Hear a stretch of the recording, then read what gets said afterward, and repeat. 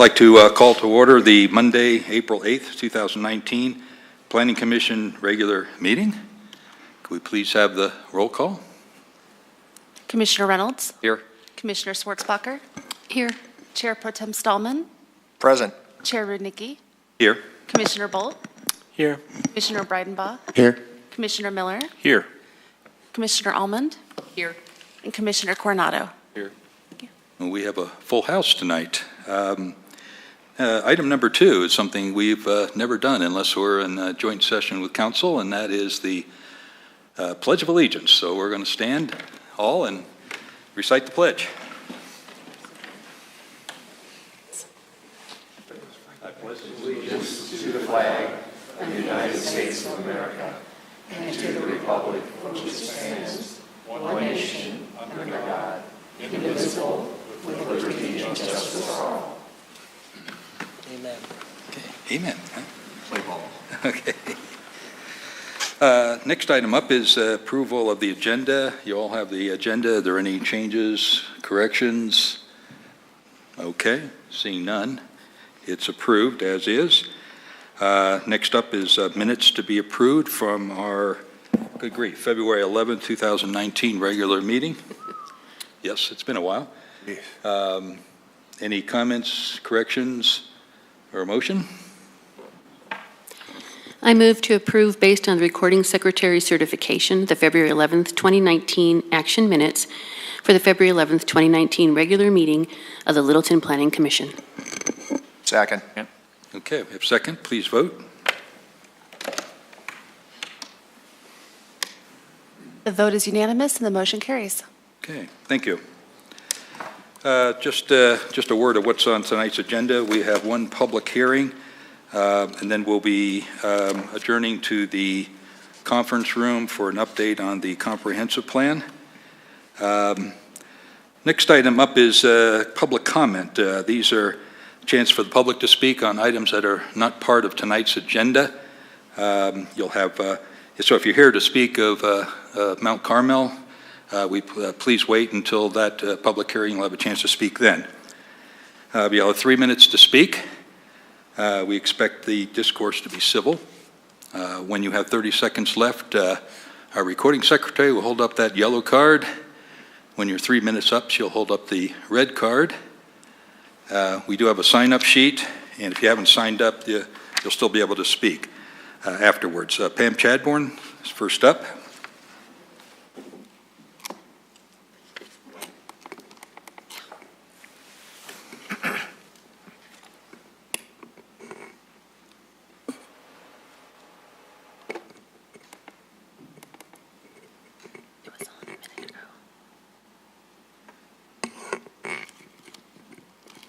So, good evening, Planning Commission. My name is Pam Chadbourne. I live a block and a half from here. First, I'd like to talk about the election tonight. I'm very disappointed that there weren't new members of the Planning Commission. As you know, I've been a very steady attendee, probably the most steady public attendee in the past 3 years. And so on that basis, I have information on which to express an opinion, and that is that this body has too often acted for the profit of a very few at the expense of the future conditions of the city, and that violates your reason for being. Your reason for being is to look 40 years in the future and to bring to the public knowledge about what that would be and make your decisions on that basis, and to make those explicitly. Not to say we respond to the current market, which is a fundamental violation of what planning is. So I'm disappointed that the membership did not change, but I'm going to ask you to change your leadership, because I don't think that the chair has done us well. And again, I've spoken publicly about this before. You don't say that we blew through rezoning commercial to residential, and so we never pay attention to that. Again, that violates your reason for being. You have a job, and it requires you to explain to us what that is and to understand it yourselves before making decisions. That's just one of the many things I've brought up. So Sorry that there's not new folks here. Please change chair. Secondarily, about the envision process, I'm very alarmed by it as well. We have not seen the technical studies and, again, the information on which these decisions should be based. And I'm going to say what I'll tell you, I'm going to say to City Council too. You're not up there to manifest your own opinions. And this comes from the founders and framers. You are up there as public servants. You serve us and the city and as planners for the next 40 years. Most of those people aren't even here yet. You don't get direction from us. You must bring forth data which talks about what is likely in the next 5 market cycles, not the current one, the next 5 market cycles, and what the population is going to be, and how the city will work best, and how you prevent causing problems for the police and the fire department by increasing density without understanding the consequences, how you improve the traffic problems that already exist and prevent them from getting worse, how you prevent future bicycle deaths, which exist in Denver and not here so far. There's so much more you should be doing. So I haven't gotten a chance to talk about this. I'll keep bringing it back and keep talking about it as long as I have to. Thanks very much. Thank you. Anyone else wish to speak on a matter that's not on tonight's agenda? Seeing none, we'll move on to the election of a temporary chair and then election of officers, chair and vice chair of the Planning Commission. I'll turn it over to our recording secretary. Thank you very much. Does that require a vote, by the way, or can I just, we'll let it go? Okay, Good. Go ahead. All right, I call to order at 6:37 p.m. this meeting of the Littleton Planning Commission for introduction of new commissioners and election of chair and chair pro tem. This is an interesting year as we don't actually have any new members of the commission. So in a moment, I'll call the roll. I'll then call for nominations for chair, not a motion, but nominations. And that action does not require a second. After all nominations have been made, I'll offer the floor to each nominee to provide a brief statement. After all statements have been made, I will ask for a motion to appoint so-and-so as chair for a term of 1 year. A second is required for those motions, and then a roll call vote. This process will end when a nominee receives a majority vote of the Planning Commission, and then we'll repeat that for each nominated person. And then we'll do the same process to elect the chair pro tem. Okay. So first, a roll call of everybody here. Commissioner Reynolds. Here. Commissioner Schwartzbacher. Here. Commissioner Stallman. Here. Commissioner Rudnicki. Here. Commissioner Bolt. Sorry, here. Commissioner Breidenbaugh. Here. Commissioner Miller. Here. Commissioner Coronado. Here. And Commissioner Allman. Here. And you two will be voting for this. Okay, so I'll now entertain nominations for chair. I'll nominate Mark Rudnicki to continue as chair. I think he's done a bang-up job. All right, any other nominations for chair? I'd like to nominate Robin Schwartzbacher, please. I don't want to be chair. I will nominate Robin Schwartzbacher. I withdraw that nomination. Okay. That's a new one. All right, any other nominations for chair? Question. Can we ask questions like who would be interested in becoming chair? Can we ask that as a question or have any discussion? We don't technically follow Robert's Rules of Order at these meetings. Robert's Rules would say no, but I think that if you would nominate or someone you were thinking of nominating and then ask them if they were interested, I think that could be appropriate. Okay, thank And you. I do know that a person can nominate themselves. That's true as well. Well, I would like to go ahead then and nominate Dan Miller as for chair, if you're interested. I respectfully decline, but thank you. Looks like it's going to be unanimous. Did I scare everybody away or what? All right, any other nominations for chair? Going once, twice. All right, we still need to, I'll give you a moment to have a brief statement. Okay, sure. It's been a privilege and an honor to serve as the chair for the last 2 years. I'll dispel the vicious rumor going around that I was chair back in the 1980s when we did our comp plan last time. So I haven't been on that long. We've done quite a bit of work in the last 3 to 4 years. I'm quite proud of that and owe it a lot to all of you for your assistance. We do have an excellent commission currently, and I've served with a lot of different commissions.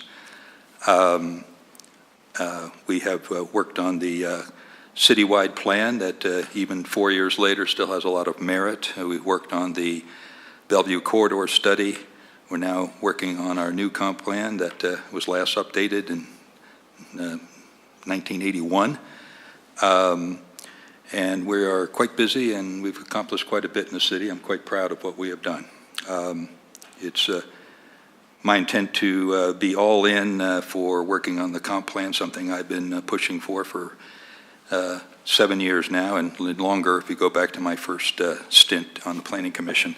It vitally needs to be updated, and it's my intent to push as hard as possible and to keep you all involved on a regular basis, keep you as part of it, not being on the periphery, but involved heavily. And I'm committed to getting this done by October. So that's my little spiel. Great. Can I go ahead and have a motion and a second to elect Chair Rudnicki as chair again for one term? I move we elect Commissioner Rudnicki to continue as chair for the upcoming 12 months. Second. All right, I'll go down the line. Commissioner Reynolds? Yes. Schwartzbacher? Yes. Stallman? Aye. Rudnicki? Yes. Bull? Yes. Breidenbaugh? Yes. Miller? Yes. Allman? Yes. And Coronado? Yes. All right, congratulations, chair for another year. Thank you. Or it might be a sentence of extra meetings, okay?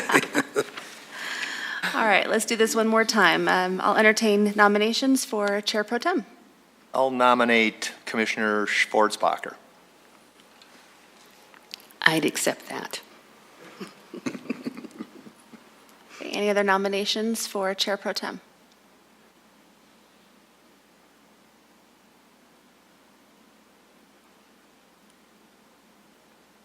Okay, we'll close nominations then. Okay. Would you like to make a brief statement? No. I would be honored to be vice chair, and I would look forward to learning all that I can under Mark to potentially in the future take that chair. But right now, I'm very happy to would be next to him as vice chair for Tim. Okay, great. Let's go ahead and do, I need a motion and a second to elect Commissioner Schwarzbacher as Chair Pro Tem. I move to elect Commissioner Schwarzbacher as Chair Pro Tem. Second. All right, I'll go down the line. Commissioner Reynolds? Yes. Schwarzbacher? Yes. Stallman? Aye. Rudnicki? Yes. Bolt? Yes. Breidenbaugh? Yes. Miller? Yes. Coronado? Yes. Almond? Yes. All right, that's unanimous. Congratulations. You'll be our new Chair Pro Tem, Schwarzbacher. Thank you. All right, so what I'm going to do is I'll turn the meeting back over to the chair, but let's do a quick little switcheroo right here. Or actually, for the voting board, if you don't mind staying in your places, it would allow the voting board We can stay. to stay, but I will just switch out the Chair Pro Tem. We can switch. No, just No, we're fine. What I mean is this allows your No, I names to understand. stay Yeah. up there. Okay. I'm fine with it. Okay.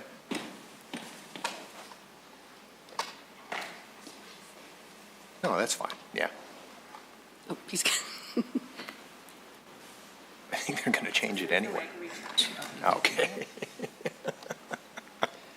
by the way, while we have a pause, I just want to thank Bruce for being vice chair for, 2 years now?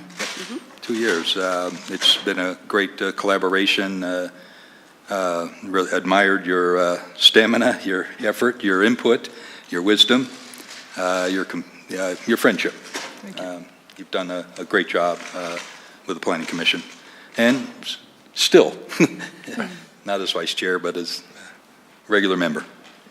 Thanks so much. It's been a distinct privilege, and I've just had a great time being involved with this, with the group, and I think it's just an extraordinarily strong group to continue to do the best job we possibly can on behalf of all the citizens of the community. So, thanks very much.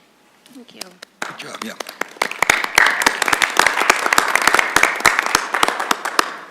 Again, we're going to have to change now. Are we official now? Okay. Deal. Kept the seat warm for you. Yeah. After you. I still don't pronounce your last name. All right. I promise not to kick that. That's great. Okay, next item up is our public hearing. This is PC Resolution, let's see, we can read this, 06-2019, a resolution of the Planning Commission of the City of Littleton, Colorado, recommending approval of an ordinance to rezone a 1.51 acre property from the R3 district to the PDR district, and approval of Our Lady of Mount Carmel Catholic Church General Plan Development Plan. Could we please have a staff report?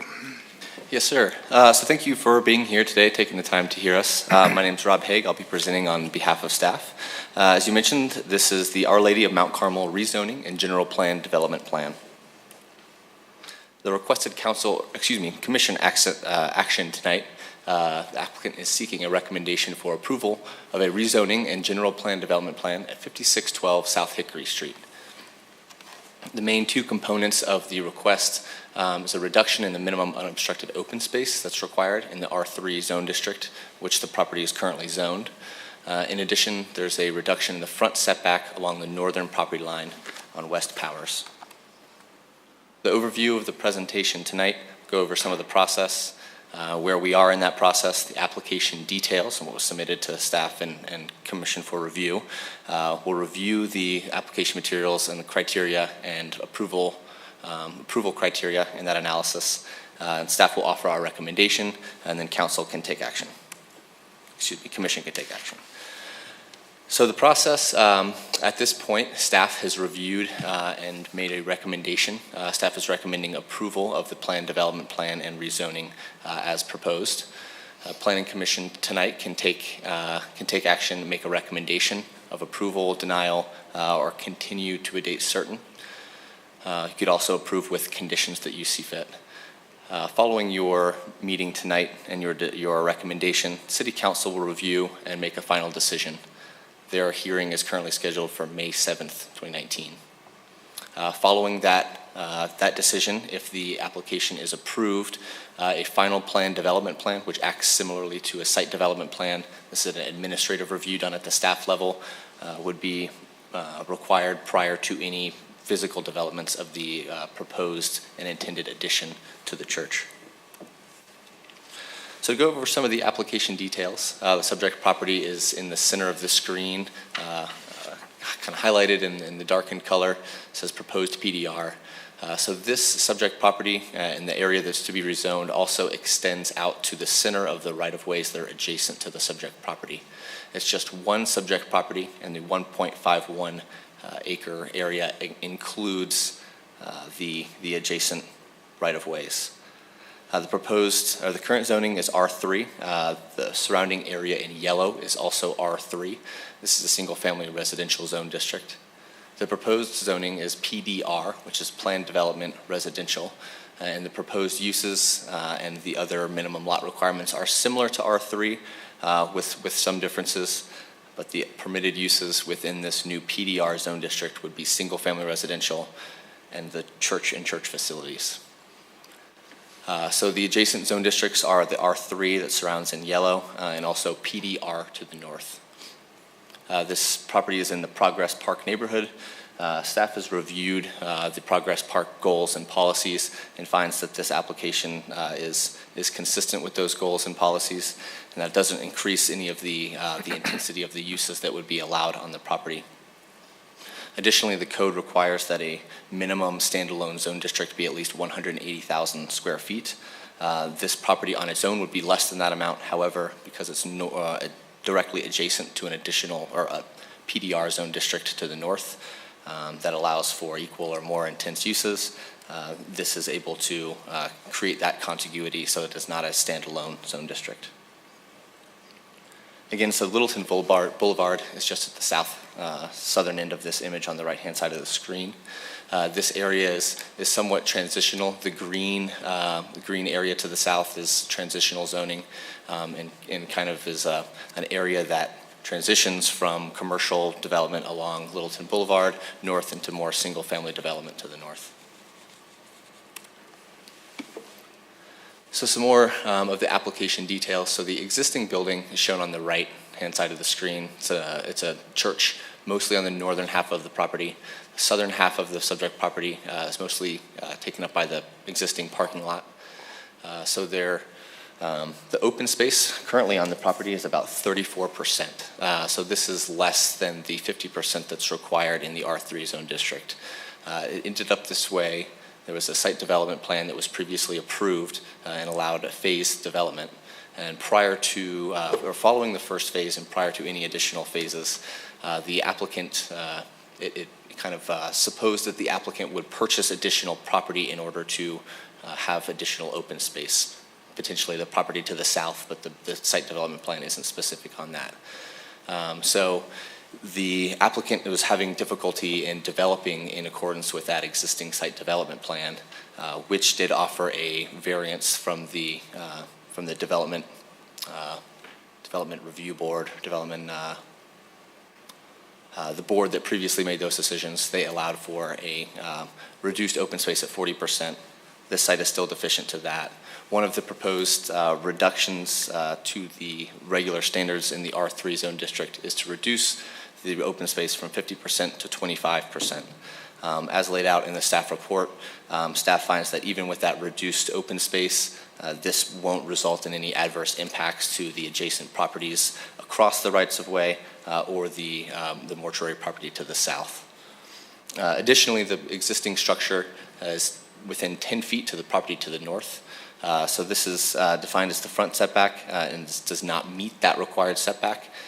So in order to bring the structure into conformance with the existing configuration of the building on the site, that reduction in front and open space is also requested. There's no additional area or building area being added in this location or being proposed. However, this does bring the site into compliance, so you wouldn't have a non-conforming structure here.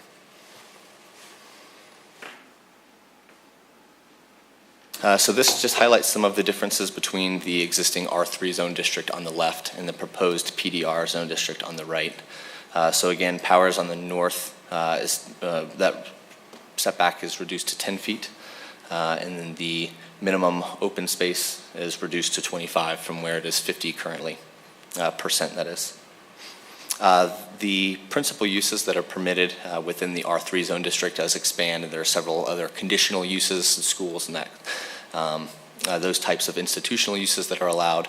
This proposed PDR is limited to single-family detached residential churches and the church facilities that are currently existing on the site, and it might be proposed in a future edition of the church or its accessory facilities. Maximum building height would remain the same at 30 feet, and this PDR, as well as any other residential zone district in the code, does allow for an exception to that 30-foot height restriction for steeples, bell towers, spires, and other appurtenances that are typical on churches.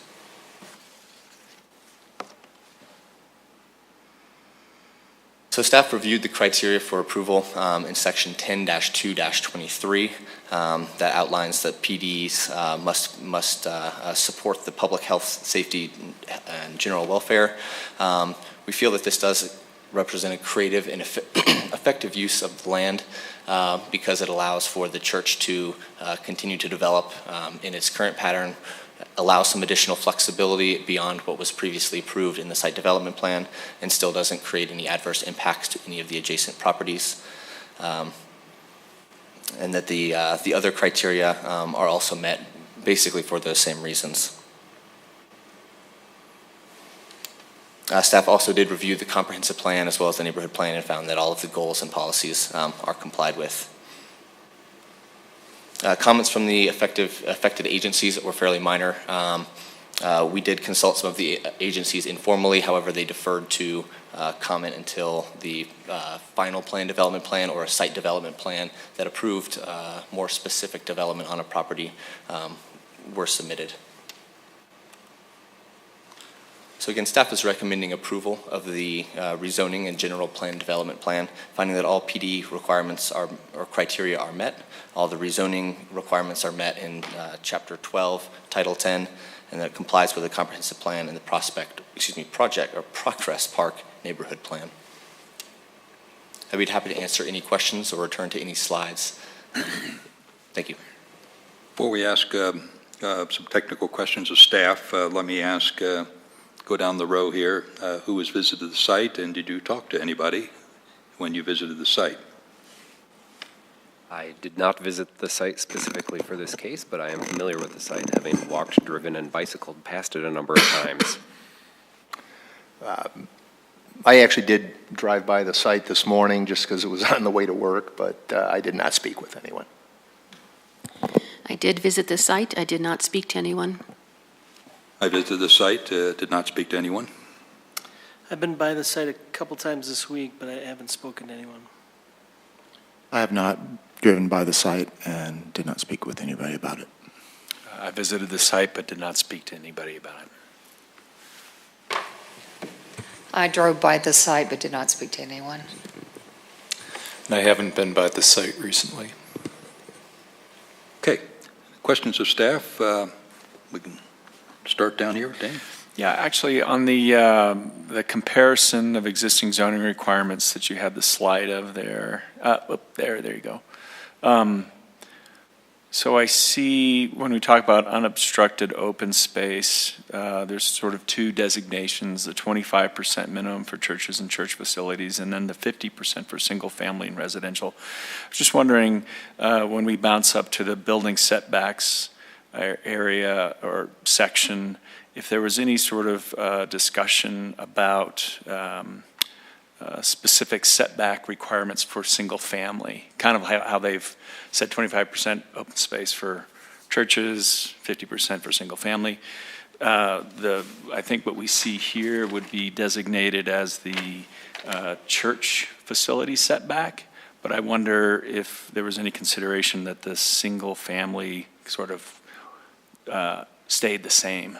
So the single family would be the same in either case. So the setbacks would be the same whether it's a church or church facility or single family residential. Okay, so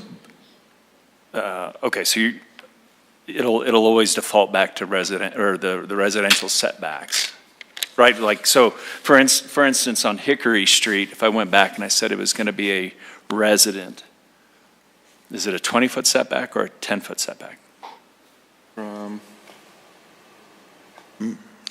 Hickory Street would be considered a front if it's a resident? So I guess it would depend on the layout of the, how the lots were laid out. So if this was one residential lot, and the setback along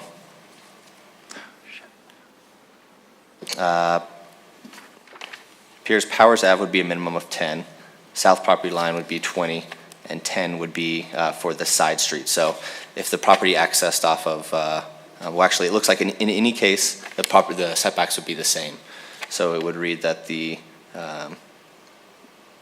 South Hickory Circle and South Hickory Street would both have 10-foot setbacks, as would Powers. But if it was a residential use, that's what I'm saying, it should go back to saying it's a 20-foot setback. And that could be a condition, but right now how it's proposed, it would default to the same setbacks. So yes, what I'm hearing is, hey, we agree on these setbacks. The parking lot becomes single-family home residential lots. The houses could now have a 10-foot front setback, whereas the neighborhood right now is a 20-foot setback. It's pretty typical. That's correct. Okay. That could be the case, and again, it would depend on how it was laid out, but that is a possible scenario. Okay. Cool. That's it? That's it for me. John? Okay.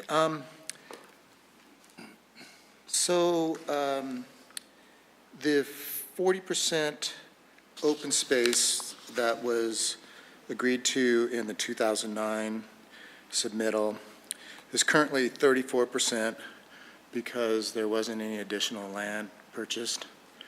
Is there any non-compliance issues related to that? Non-compliance issues related to the open space requirement, or? Or non-conformance to that 40%? Well, the site's deficient now. There's also a deficiency in the amount of landscaping that exists within the parking lot. There's 5% of the area must be landscaped. So the applicant came across constraints when they were trying to construct an addition as well as meet those requirements, and that's why they couldn't meet it. I'm not sure if I'm answering your question. Just, if you're supposed to have 40% and you don't get it to the agreement, what are the non-compliance issues for the property owner? So currently it's non-conforming because it was, and they couldn't develop any addition unless they were able to meet those requirements. So now, given the present circumstances, maybe at one point they thought that they could purchase additional land from the property to the south and then use that as open space. Since they're, for whatever reason, not able to do that anymore, they're not able to comply with the approval for that previous SDP, which is why they're seeking this rezoning in order to reduce those requirements so that they could comply. Okay, understood. So that's why the previous addition was never built? That's correct. Okay. Thank you.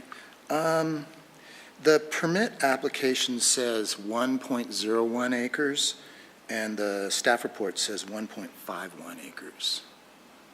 That might be a typographic error. The area is 1.51 acres. So the permit application is in error? It appears that way. Okay, thank you.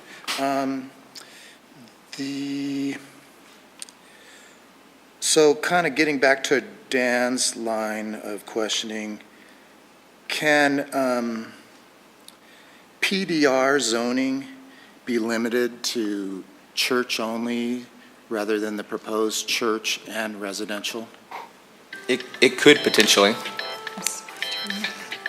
I don't believe there's any code requirement that requires that PDR. It just lists the uses that could be allowed, and that's all it would allow for. It doesn't say that it must be residential.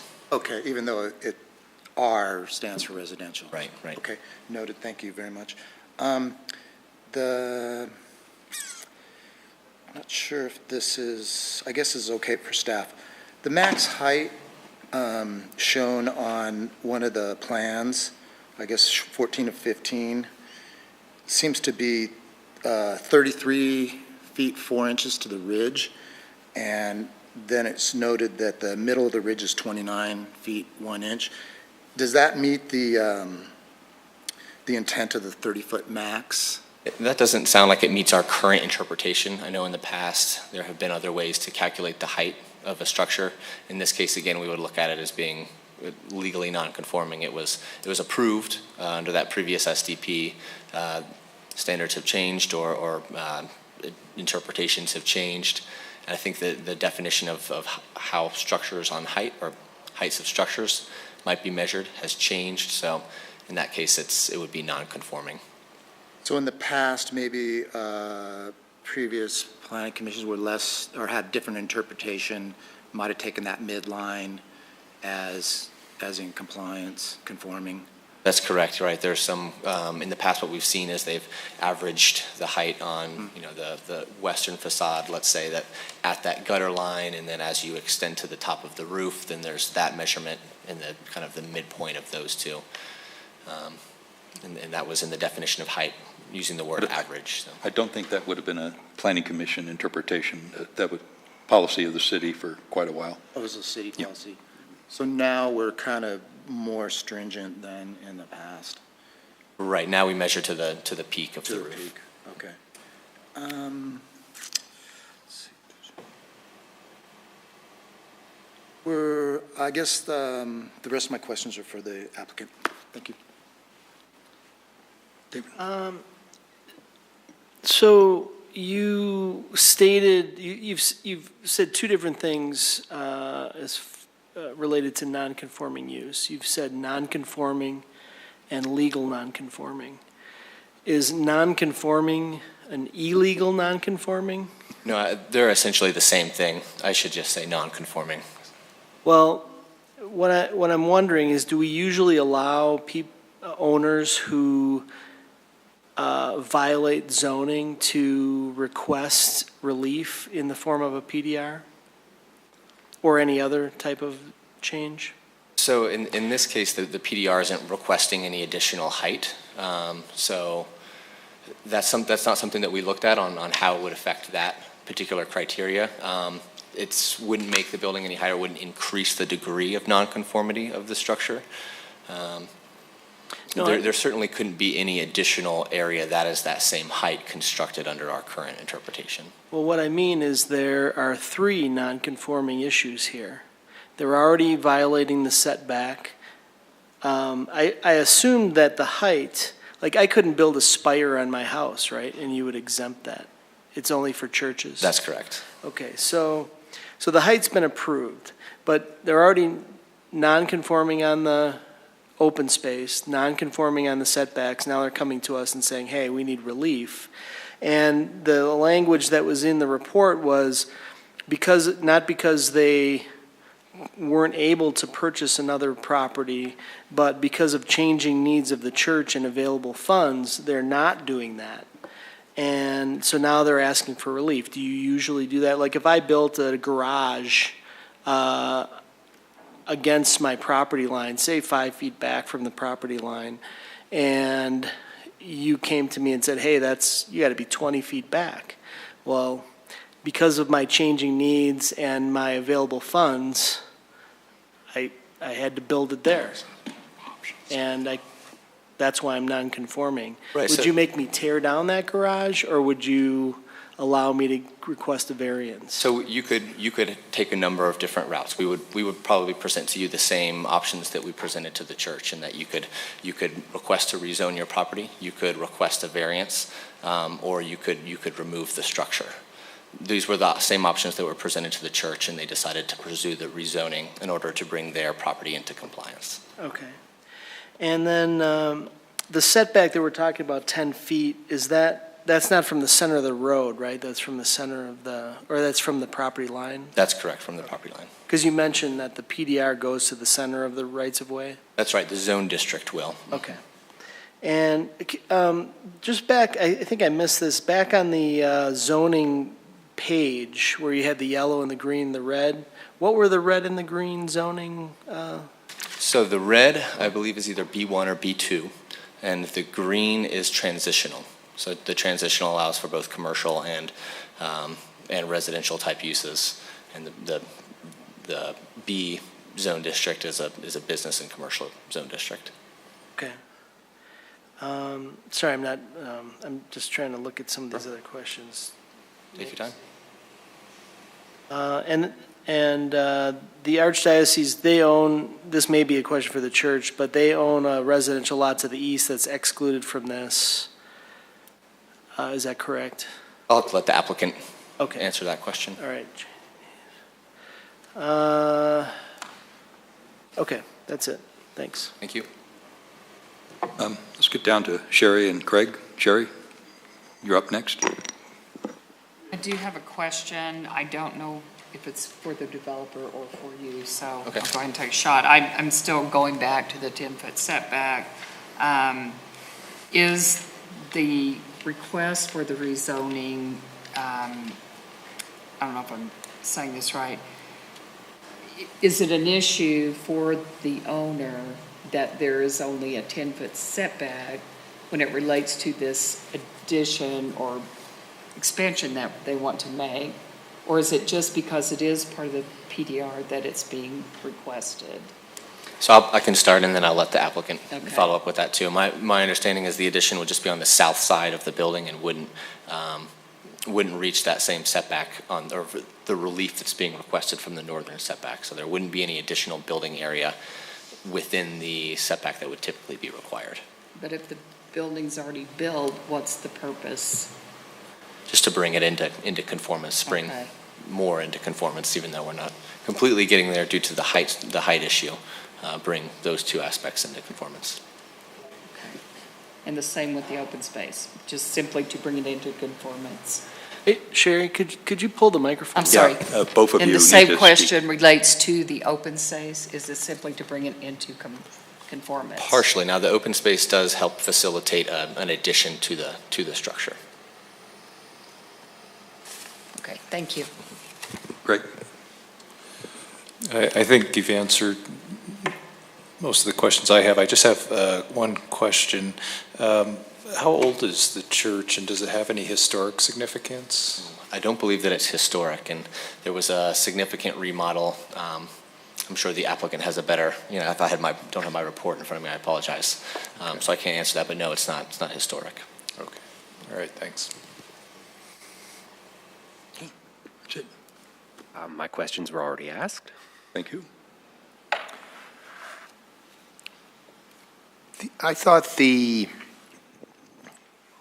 on page 5 of the staff report, under paragraph 1, staff makes the observation that, however, the situation on the subject property with the church is surrounded by rights-of-way on 3 sides, 50% open space requirement doesn't serve the intended purpose of buffering the adjacent uses. I thought that was an interesting interpretation.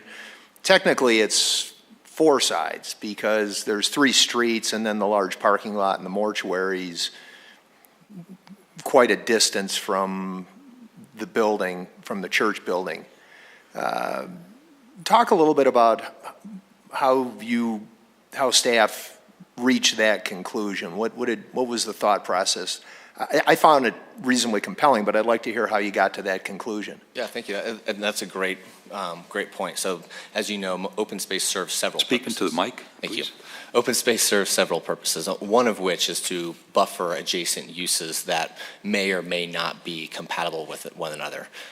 So in this case, when you have a church that's permitted in a residential zone district, that 50% open space, if they're immediately adjacent, is very important to buffer any noise from the patrons of the church or other activities that might be ongoing.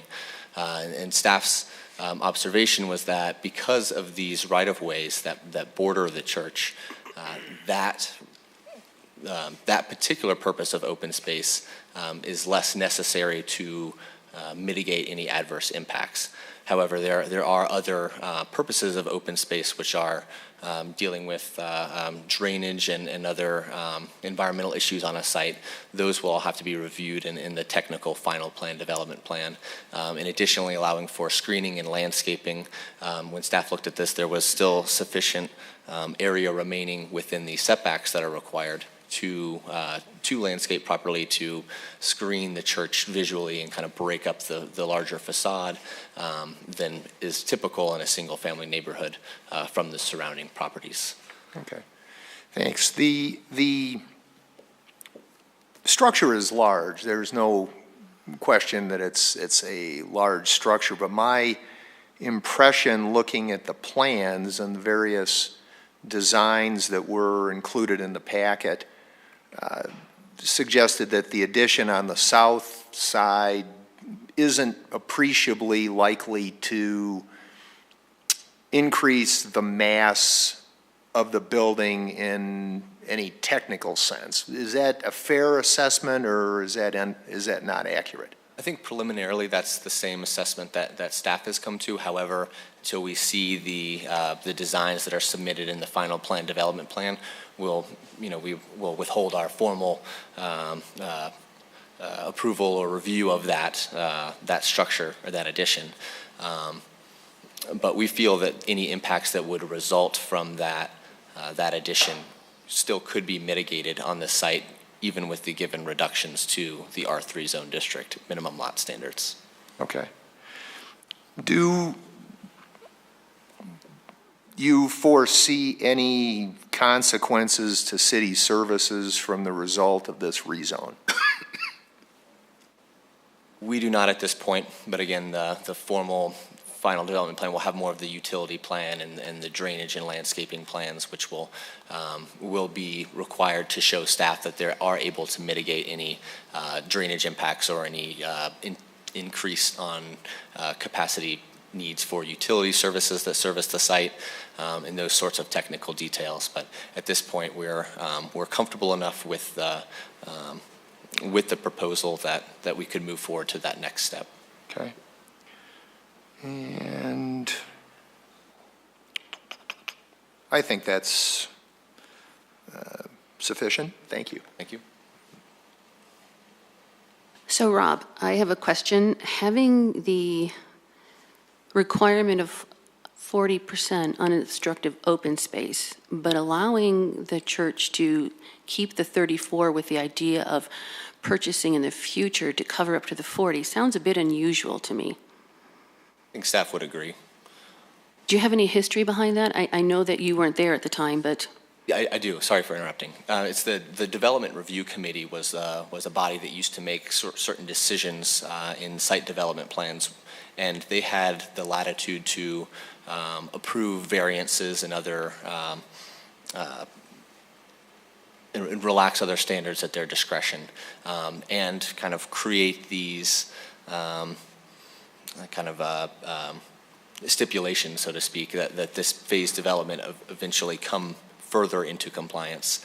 It's not something that would occur today because of the changes to the code and the removal of the Development Review Committee and their ability to grant such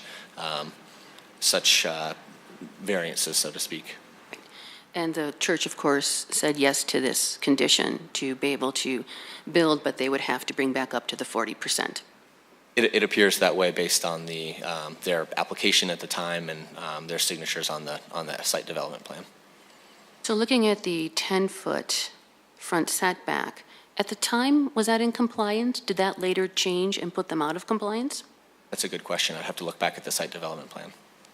If you could, you don't have to answer right this second. I have a few more questions, but that would be helpful to understand. I could probably pull it up when the applicant is making their presentation and answering questions. Thank you. So my last questions are concerning the Progress Park neighborhood plan. As mentioned, very important to the neighborhood to keep within its character and to not increase the density, as you've mentioned. I find it curious that changing the open space, which was originally 50%, now it's 40%, but to go down to 25% is a 15% change. And if we're looking at the character of the community, one of the things that we are working now with Kending and Keast is green space is very much a part of a character of a neighborhood. So while I understand what you're saying about the rights-of-way, it doesn't fit in with what we are now doing with green space being a very specific part of the character. To me, it seems like having gone from 50 to 40, but then down to 25 is a distinct change of character in that community, and that it would impact the surrounding neighborhood based on that. What are your thoughts when I express that compared to what you guys were thinking? Again, when we looked at the standard, I think we looked at the uses on site, the existing conditions on the site, what would be proposed on site, and came to our determination in that way. You do make a compelling point, though. Thank you. I am concerned about that because, again, Progress Park, they keep the character, and we want to honor what our neighborhood plan says. One other question, and that was, it was on page 6 under 3, that this meets the contemporary needs of the church community. What's actually stated in the ordinance is the contemporary needs of the community. Are they actually the same? That might be something better for the church to answer, but it's slightly different what is, saying that it's the contemporary needs of the church versus the community. So I don't know if you can speak to that, or I can, of course, wait to ask the church that. I think I would be interested in hearing the church and see where their community is based in as well. Yes. That's all I have. Thank you, Rob. Thank you. Just a couple of questions. Looks like there's some type of joint agreement for use of the parking lot at the mortuary. Is that correct? Yes, that's staff's understanding. Okay. To meet the parking requirement, are all the spaces on the church site, or are they counting and you counting in the sites, the parking spots that's on the mortuary site? So we would have to look at that agreement again to make sure that they could meet the parking requirement when they proposed an addition. If they did propose spaces on the mortuary site, we would have to verify that those spaces are in fact usable. I don't understand. Sorry. Okay. To meet the parking requirement, does it require the mortuary spaces for the church? It appears that it probably will. They might need to reduce some of the spaces on site to install their required open space for the interior area of their parking lot. So, is that customary? I mean, what if the mortuary gets sold to somebody else and there's no longer an agreement? Then the church would be in violation of the parking requirement. that's potentially likely. But I think we would review that agreement at the time of the final development plan to make sure that that it would exist, if not in perpetuity, for. Does the city generally allow? Well, I guess they do. Maybe downtown Does the city allow business to have off-site parking count towards their spaces required? Yes, for their business on immediately adjacent sites. Okay. And is that agreement typically go into perpetuity? That's a good question. Good question. Okay. Looks like with this addition that's planned, by the way, I assume it looks like a one-story addition, is that correct? 1,700 square feet and loose change? And unless it's changed from the time the applicant submitted this, but I think that they could answer if there are any changes to their specific design. You're going to be losing, looks like you're going to be losing 3 handicap spaces. Is that taken into account in meeting the parking requirement? They'll have to demonstrate at their final development plan stage that they can meet all of the codes requirements as well as any ADA requirements at the time of building permit submittal. Okay. The rest of my questions will be for the applicant. Any other technical questions for staff? Seeing none, would the applicant wish to make a presentation?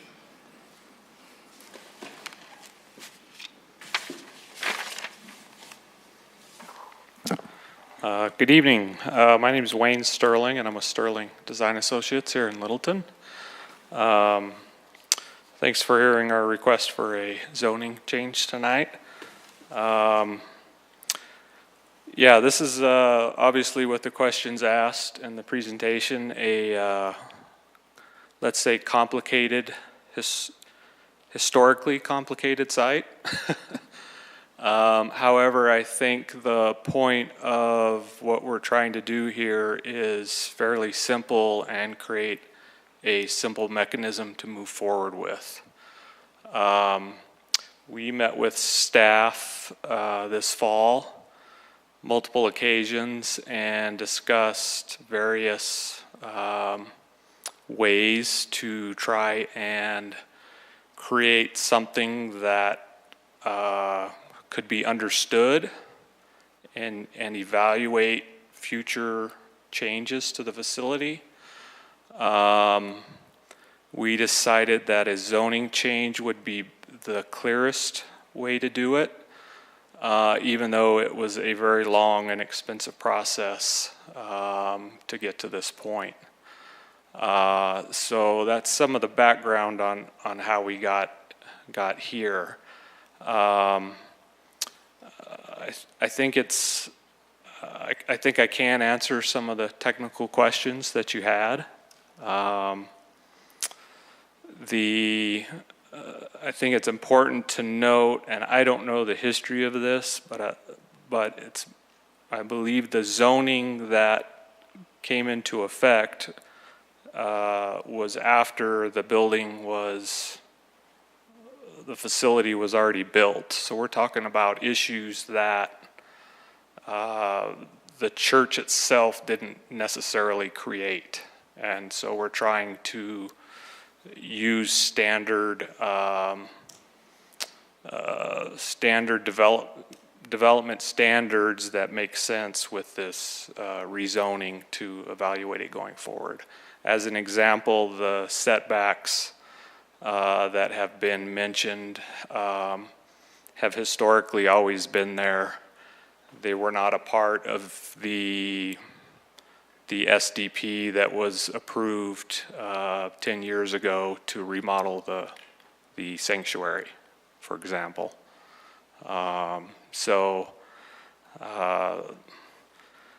It's complicated, for sure, but I think what we're trying to do here is a simple way to try and rectify that.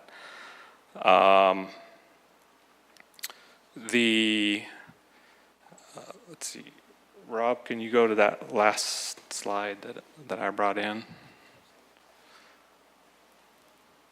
I also want to mention that once we determined that zoning change was the way to go, we, as part of a zoning change, were required to hold a neighborhood meeting and let the neighbors know what we're doing. We did do that in, I believe it was November. We had 40 plus or minus neighbors show up. We had a great discussion with them. We got great feedback from them, and at that meeting there were no voiced opposition to what we were proposing to do. So I think it was a pretty significant statement by the neighborhood that they didn't feel we were encumbering the neighborhood at all. So when we talked a little bit about the setbacks as being sort of there, historically. In 2010, roughly, when the first phase of the SDP that was referenced, the western side or the sanctuary was remodeled at that time. The next phase, if you will, that the church would like to do would be to fix the parish hall, which is sort of the east side of the building. If you've been to the church or into the parish hall, you would say, boy, is this a problem. It needs to be fixed, and every time the church tries to fix something, we run into this open space issue. So that's what we're trying to solve here today.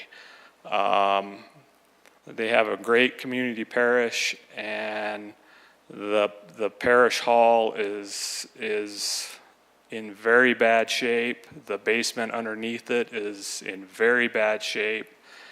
And even putting window wells to the basement, just a small, they have window wells now, but they don't meet code. So we're having to expand the window wells a little bit. Okay, window wells then eat into open space.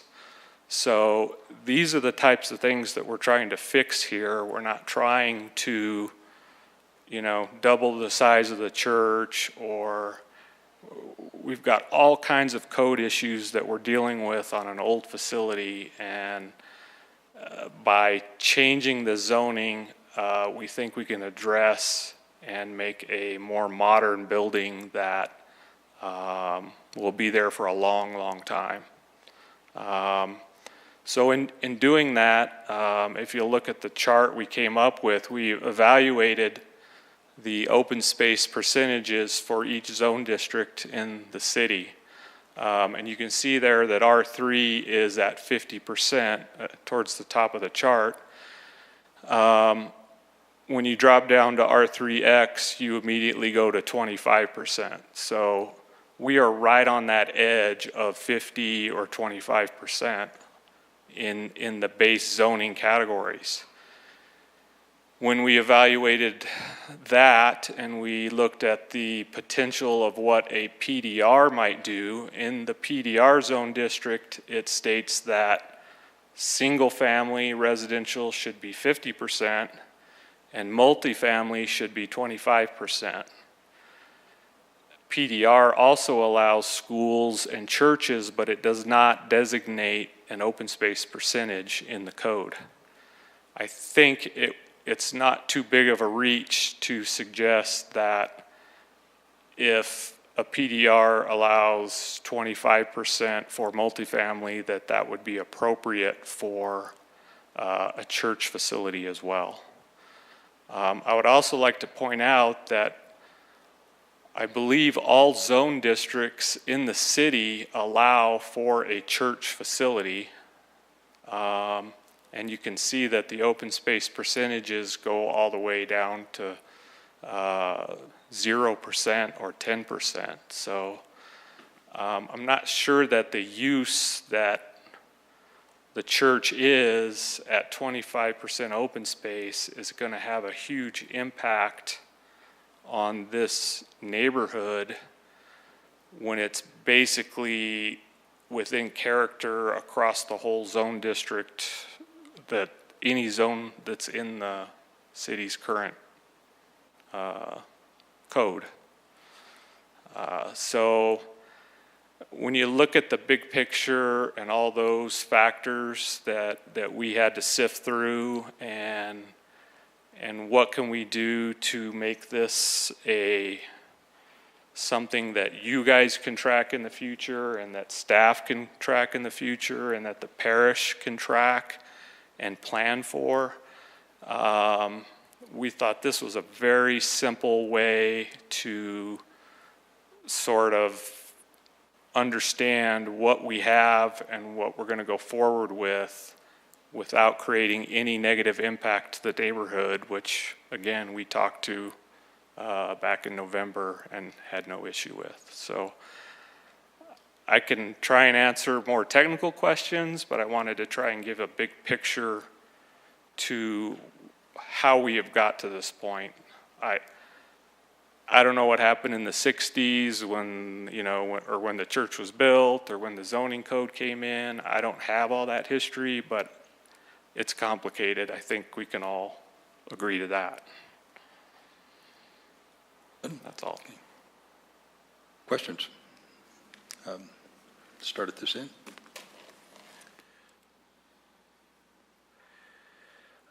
Earlier, there's a question about the setbacks with regard to single-family residential uses, and would there be any concern from the applicant's perspective if this were recommended for approval if R3 setbacks applied to any single-family residential uses? In other words, if the church were scraped and homes were built, they'd have to meet the setbacks. No, I don't think that would be, if we made that a condition of approval, I think that would be fine and appropriate. I think it's something we probably missed a little in putting this together. And hopefully it doesn't come to that. Yeah, the church, it's a great church community. They plan on being there as long as they can maintain their facilities. They're not planning on going anywhere. But right now, they're having a hard time maintaining their facilities. Talk a little bit again about, when did the remodel, when was that accomplished? And what was the interface or interaction with the city as far as the plans that were reviewed for that activity? It came through around 2010. The idea at the time is that I think they would try to improve the open space situation over time. I am not familiar with the purchasing of future land issue. The documents that I read just suggest that when the future phases come in, that they would try and get to 40%. But the only way to get to even 40% is to eliminate building square footage, literally. I mean, there's no other way to get to that, even to get to that point. So when we were studying it this fall, it's like, we can never accomplish this with the existing situation that's there. That's what led to, well, if you look at the big picture of the city codes and what's typical, we're not out of line at all.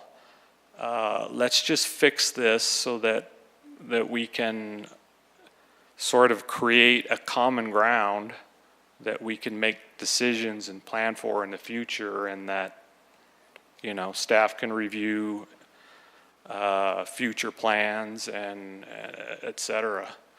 We have not submitted an SDP with this zoning change.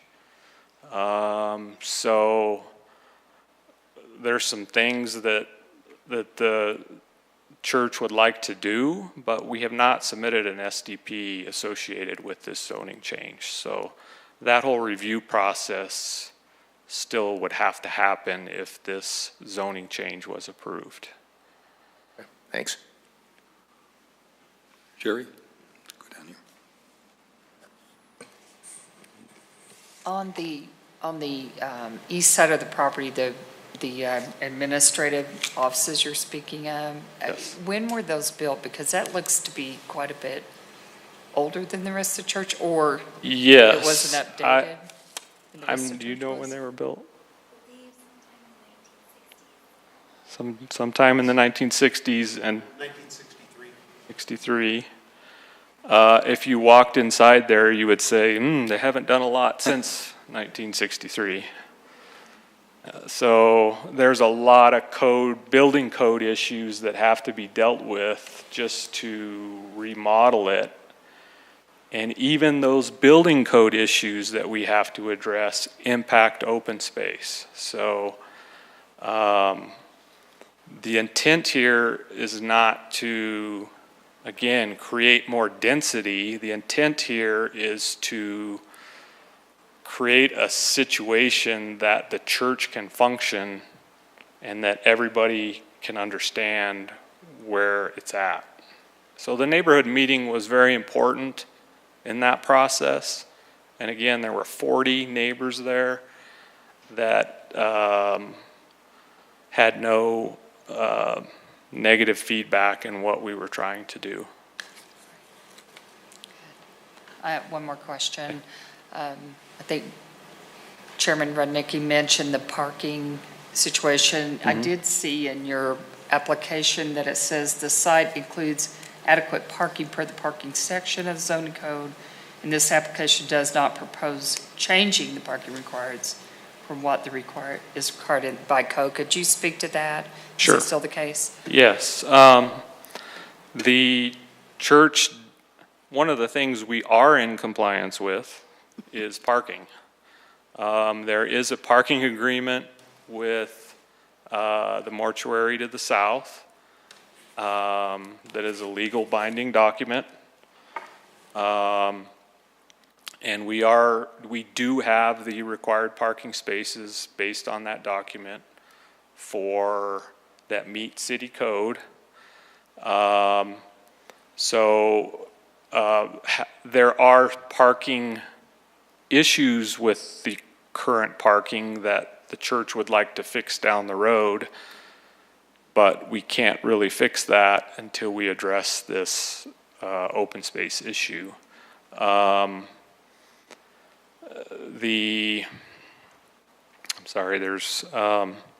So there is enough parking, and I think for a church facility to have shared parking is, I think, a great thing.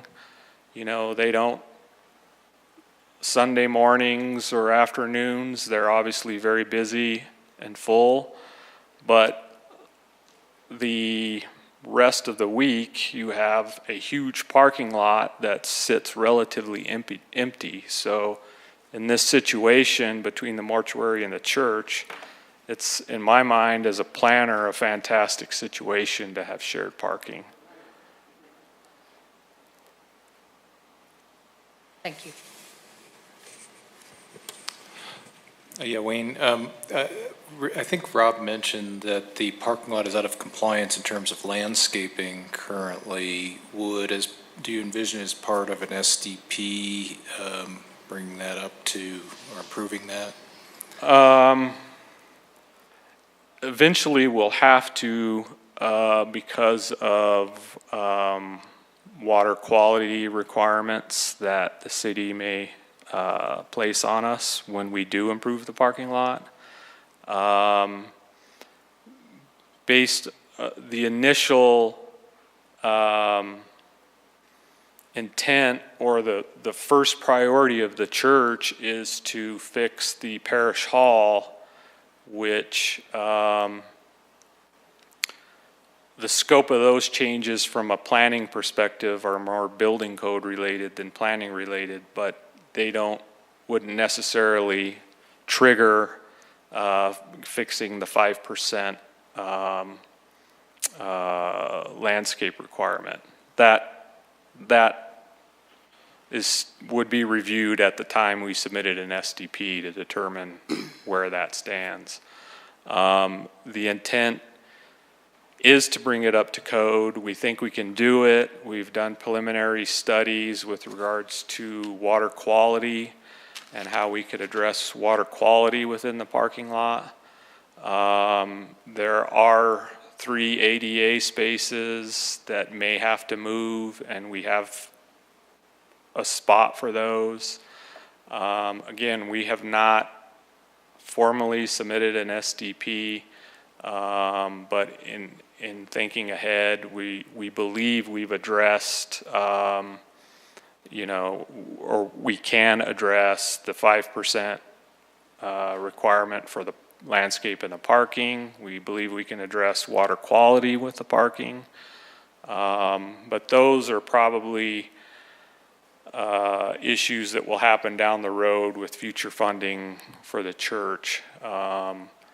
The remodeling of the parish hall is the church's top priority, and like I said, when you walk in there, it does look like it's 1963. Sorry, that. Okay. Dan? You'd beat the dead horse here on the parking. So right now, with the parking lot that you have right now, and then the shared access agreement, are you over-parked? A little. A few spaces, yeah. Okay. Thank you. Does the applicant have any plans, permits for the original existing structures? I don't believe so. I would doubt it. And the city does not either? I would doubt that too. Not at this time. Okay. So no documentation. Were any written comments received from the public? You mentioned no oral comments. So were any written comments received in the community? Not to us directly. I don't believe staff has indicated that any comments were received. Okay. All right. That's it. Okay, staff, can you answer that question? We don't have any letters from neighbors. I mean, a lot of times we'll get No, that's correct. separately from- The only comments we had from neighbors were those that came out of the neighborhood meeting. Okay, and we don't have those at this time? I believe they're in the staff packet. Oh, I didn't see those. Okay, so were they generally positive, since I guess I passed over them?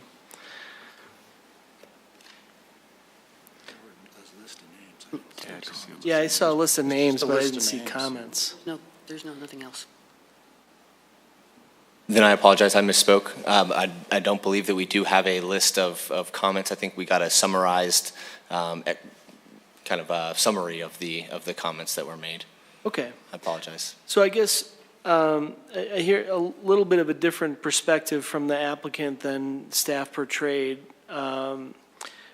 given, say the window wells and the timing of zoning regulations that came in from when the church was built. Do you guys know, and sorry, I have just a couple of clarifications here from your comments.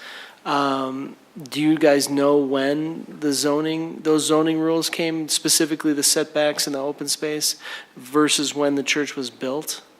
Of course, and thank you for following up. So I was able to pull up the site development plan from 2009 that approved the most recent addition to the church.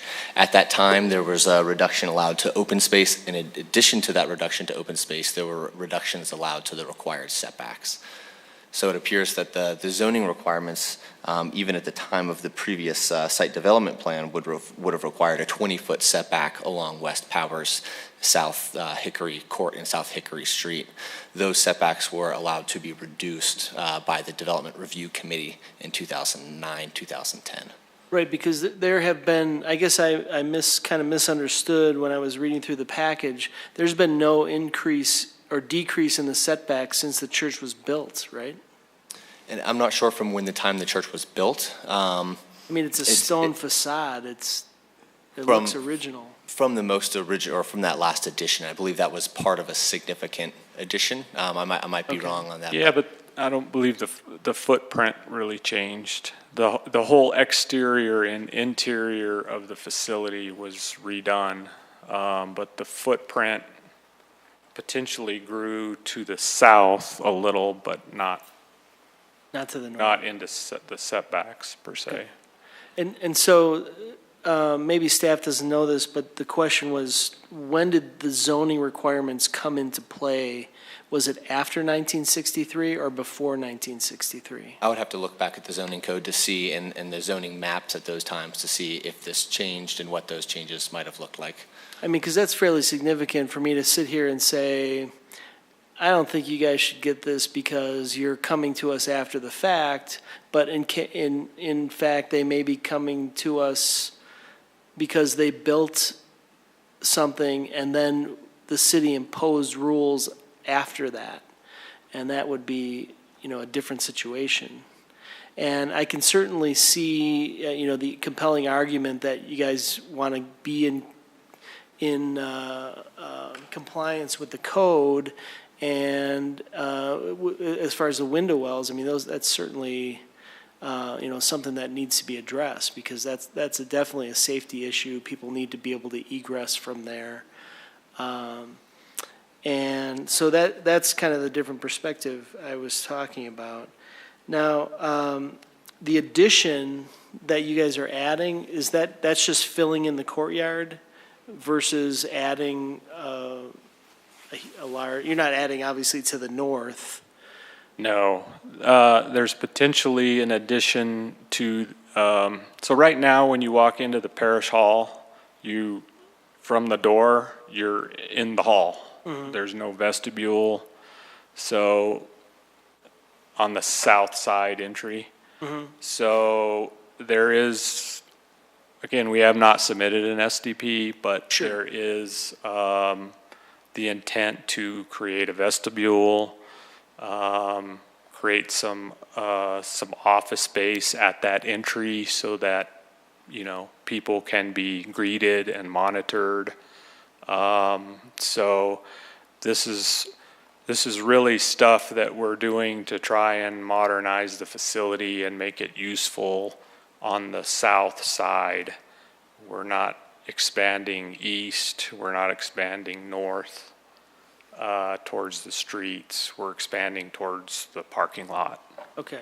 And I mean, I saw some... That's the idea. Yeah, sure. I saw some plan in here that looked like you're filling in the space between the two buildings, potentially? Some, yeah. Okay. But you're not, I think somebody alluded to this before, you're not, or asked this before, you're not increasing the height, it's all going to be one story or so? Correct. Okay. And so so as I asked before, this is probably irrelevant, but I'm just curious, you guys own a house, or the diocese owns a house to the east. Somebody lives there, I assume. I believe so, yes. And, but is there anything else around the church that you own except the church lot and that additional? No, that's all. All right. And nobody lives in the church itself on that main site that we were talking about today? No. Okay. And let's see. I think that's it. Thanks. Thank you. Robin? So with the shared parking lot contract, how far out does it go? That I don't know. I think we have a copy here, but I think it is, No, has to be renewed. you'd have to come down and speak if you're going to speak. You'll have to come down to speak.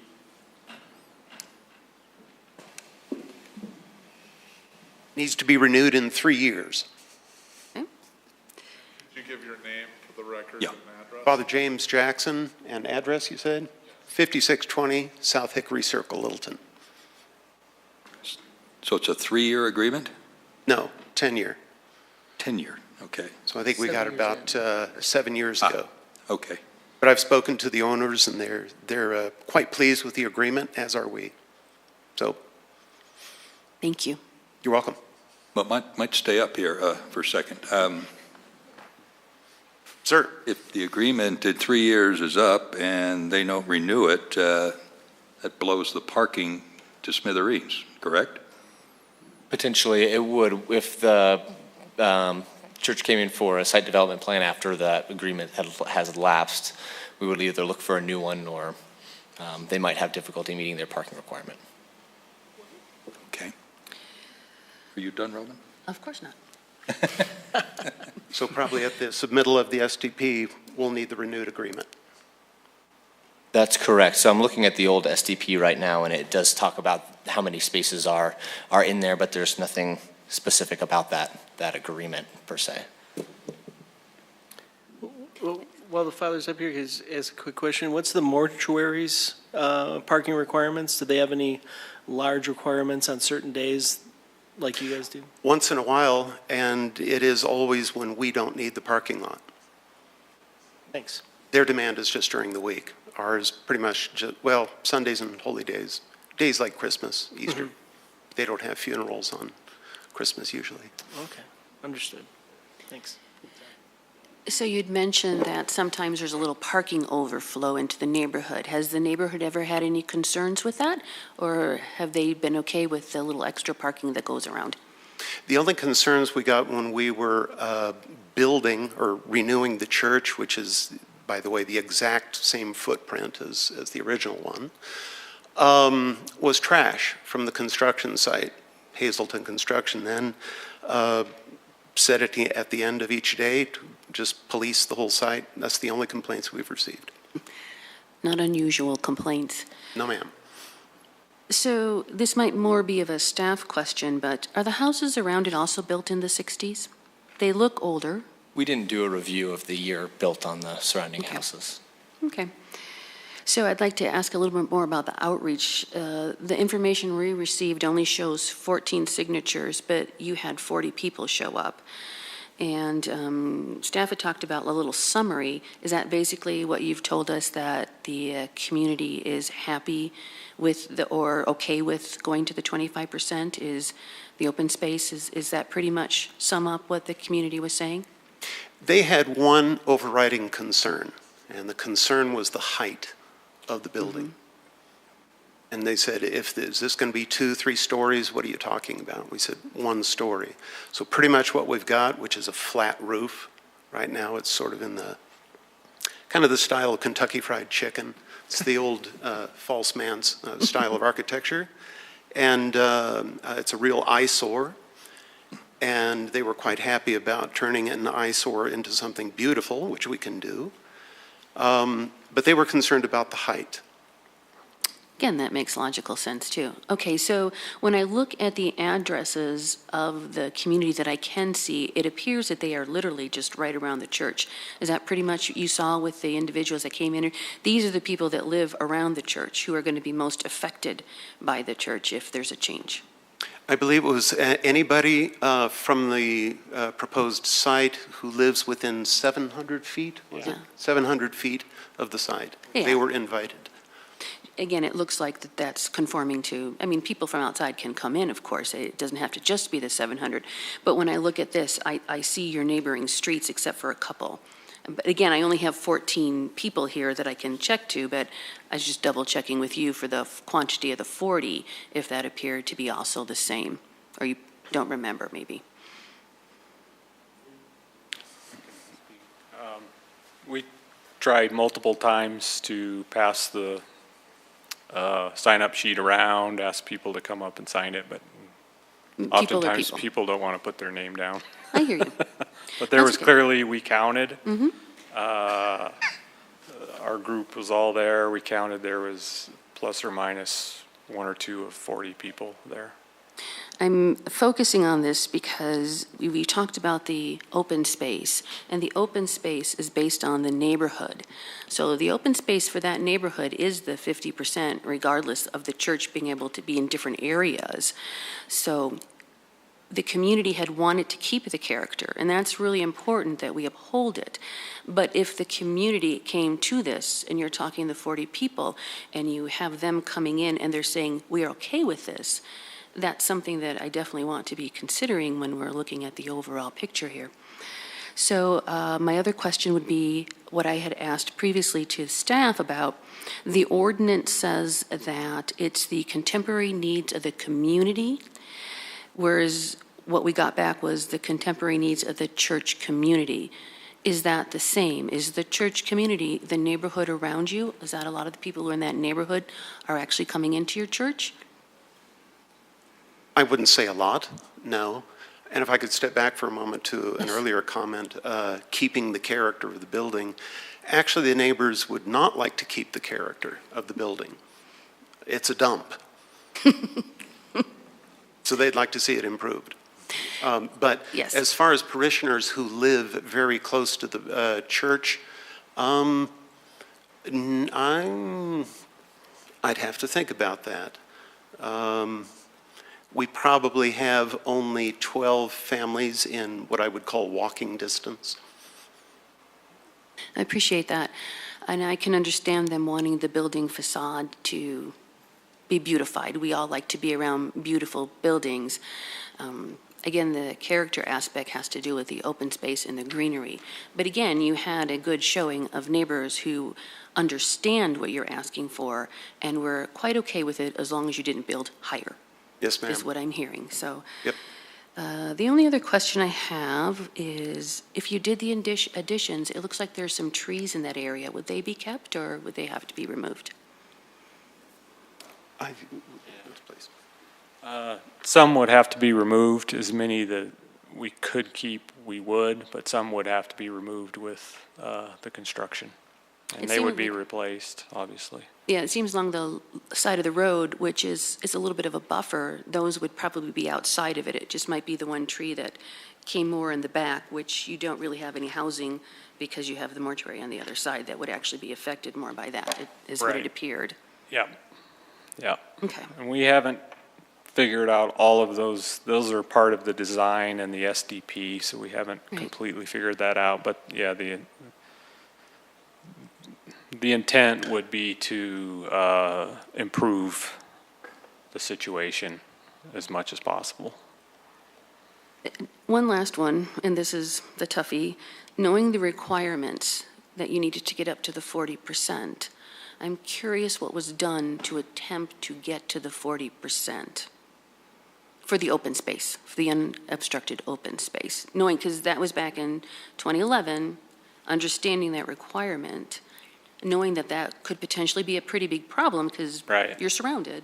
Right. What was done to the attempt to do that? SDP of 2010 had a phase 2 component to it, which involved a significant reconfiguration of the parking lot that had sort of a central pedestrian boulevard to it. a lot of the open space was intended to be picked up there. In our discussions this fall with staff, and particularly engineering and public works, the minute we touch that parking lot, we have to provide water quality. And based on the topography of the site, that would suggest that the green space should be kept on the perimeter of the site and not in the middle of the site, because that's where we can drain water to. Again, these are additional complicated issues that we're trying to foresee ahead of time, that how can we accomplish these to meet current design criteria. And you know, honestly, the 40% based on current criteria is not possible. I mean, we went in this fall to staff and like, okay, we got to do water quality, we got to do bigger window wells, we got to do, we're going the wrong direction here. And you know, well, where can we get relief? Can we get relief if we do this? Can we get relief over here if we fix this, if we do water quality? I mean, it just became this big circle of give and take that is what creates the confusion in this environment that we're in now. And it became clear to us is that if we could fix the open space zoning and get this property into a understandable situation and have the neighborhood understand that we're not trying to create a mega church here, we're just trying to maintain our facilities, that it would help the church plan ahead, it would help staff understand what we're doing, and it would help us explain ourselves in hearings and the like. And boy, this fall we were just like, you know, you try and solve one problem, you create another problem, and it was a never-ending situation that could, you know, there's no way everything could be addressed. I mean, it was impossible. So it sounds like in the back of the heads at the timing, when they knew that we'd be needed to get to 40%, the idea was to use a space that can no longer be used. Correct. Along with all the other changing circumstances, because the building's older and there's aspects of the older building that need to be updated for safety purposes and other reasons. So it's not like there was like this pie in the sky, oh, we'll find the 40% by, you know, whatever. There was an idea behind it, is what it sounds like. Correct. Okay. Water quality would not have been required in 2010 to address the parking lot. So these changing circumstances took the idea and turned it on its head, along with these other issues that you're discussing. Yes.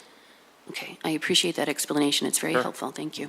If I could add just one thing to that, ma'am, that is the general plan or the master plan that we had at the time did address a number of those things, but that's out. The city no longer accepts that master plan that was approved. So back to the drawing board.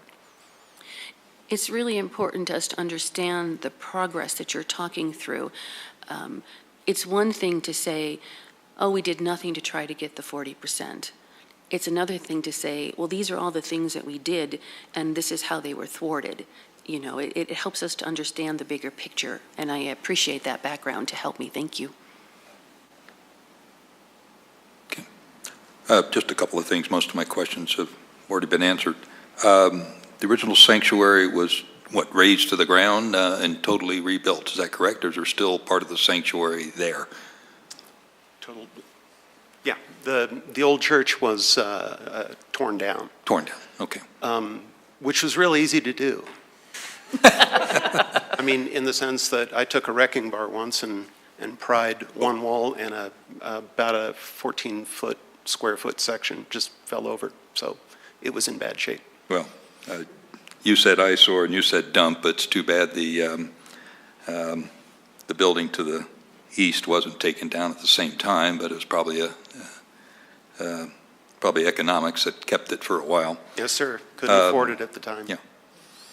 Just out of curiosity, is it going to be the same architect that did your sanctuary that will work on Nope. your additions? No. No. Different architect, different general contractor. Oh, happens a lot. That's all I have. Any other questions of the applicant? Seeing none, thank you. You'll have a chance to address any last have any last comments after we get to the public portion. Okay, we'll now open up to public comment. Again, the same rules apply. You'll have 3 minutes to speak. When you have 30 seconds left, the yellow card will be held up. When your 3 minutes up is the red card. Keep your comments civil, if you would, please. We have a sign-up sheet. We only have one person to sign up to speak. If you wish to speak afterwards and you haven't signed up, you'll have a chance to do so. Pam Chadbourne.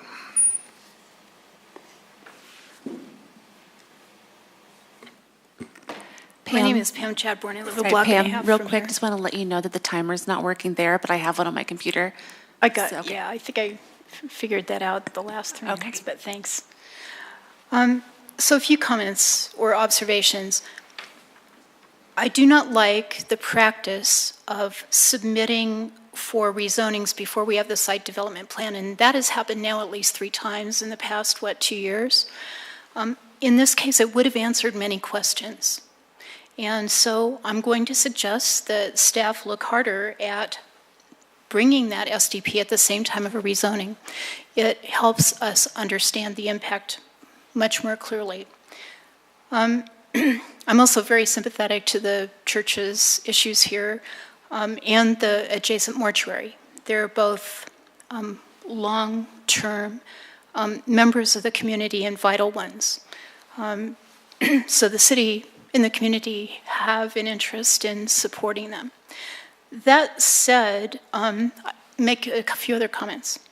Staff has no visibility into neighborhood meetings. They are the responsibility of the applicant only. And any information that the applicant gets and staff puts in, the staff just puts it in. Staff has no knowledge. That's difficult because for us to evaluate, because the applicant has a conflict of interest, an inherent one. So not in this case, but I know in the fact that neighborhood comments were not correctly represented to our public bodies. I'm also not sure that in neighborhood meetings, technical issues like setbacks and open space are understood very well. 25% means nothing to most people, and that's just what we know. I'm going to point out that this parcel is in the middle of an R3 area. There's R3 for 2 blocks on either side. And if this ever changed, that would degrade this R3 section, the integrity and strength of it. It would break it up. So it seems to me that I'd really like to see that single-family use taken out of this PD. I'm very uncomfortable with changing the PD. If they're not in conformance now, why not just keep it? Or if there's a PD, make this church only forever. If this ever does change, and who knows in 30 years, the change of residential use and the impact on the surrounding R3 would be great because it's right in the middle and pretty much divides the R3 area. Also, there's a point about open space that church uses are inherently different from others in schools. They don't operate at the same times, and the type of usage is highly monitored, and it is of a certain nature that is very calm and quiet and controlled. It's not at night, it's not at weekends, it doesn't disturb residential use. So there are reasons why this table of other uses and other zoning codes really isn't applicable. So I am disturbed by also the 1-2 punch. I really want to make sure that we see that if there is a rezoning, we understand what the impacts are. I think that would help all of us. And this use and the mortuary use are very important to the community. We want to support that, I think. But And they are far more compatible with residential use than other uses. So don't change the requirements for R3 here for single-family home use. Just, if that ever comes up, let that be handled by the people at the time. It doesn't belong now. Thanks very much. Thank you. Does anyone else wish to speak? If you come down and give your name, address, or district. Legs fell asleep. Familiar face. Good evening, Planning Commission. My name is Joseph Trujillo. District 2, I was at the meeting. Our consensus there with other people was, and that was almost the entire group, that this is okay project. And we talk about parking and things like that. 1917, Littleton Independent put out a big paper, and the whole front page was Main Street and a lot of Model Ts parked on each side, and it says, Littleton has a problem. 1917. And I don't see that the city is doing a very good job of making sure that everybody provides their parking. But this project here, three parking spaces is all they're asking for, and they got to go through all of this. It seems to me that it could have been done easier, simpler, but rules are rules. And I totally believe that Our Lady of Mount Carmel Catholic development plan is a good thing. It's very small considering what we're doing in the city of Littleton right now. We're looking at big buildings and big this and big that.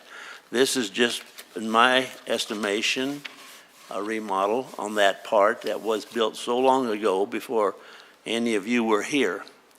So I do hope that you'll approve this, because it's important for those people. And our District 2 pretty much approved it. I could get the names of everybody who was there, but I don't think that was a problem. They were there. When you get 40 people that show up, you know, and they say it's okay, it's okay. Thank you. Anyone else?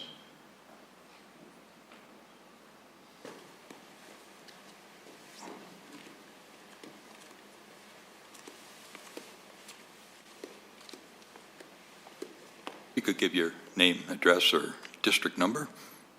My name's Carol Oxiger. I live at 5640 South Hickory Circle. I think that's District 2. I don't know. Yes. Address is fine. So I have lived in that house since before I was born. My mother was pregnant with me there. So that church has always been there in one form or another. When you talk about the character of our community, part of our character is the church and the mortuary. They have been there all that time. 3 generations of my family have learned to ride their bikes in that parking lot. That's part of the character, having that available to us. I see families coming that from outside of our area that they're teaching their kids how to drive or how to ride their bikes.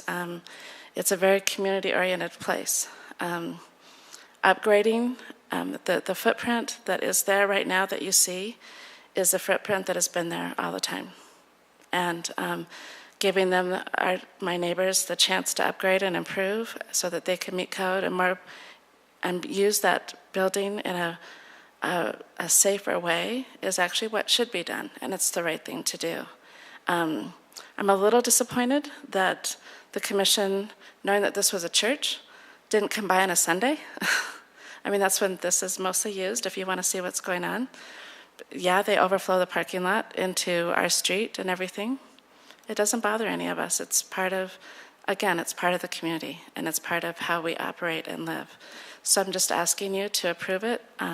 It is a lot of paperwork for what they're asking to do, but if that's what brings it into compliance, and They have clearly demonstrated that they thought about all the different ways to come into compliance. If this is the way to do it, then let's do it. If we need to add the clause that should this later, if they end up selling and if this later becomes a property available, that it's limited to single-family residential, then that's great, and I appreciate that consideration. But I was at that meeting in November, and we do support this, and we would like this to move forward. So thank you for your time. Thank you. Anyone else?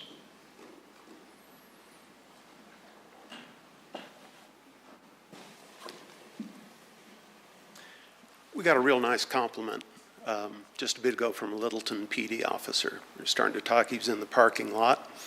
And I said, any problem? No, it's just, coming by, checking on a couple of things. And before I left, he just said, this church is a real force for good in this neighborhood. Thank you. That was a nice compliment.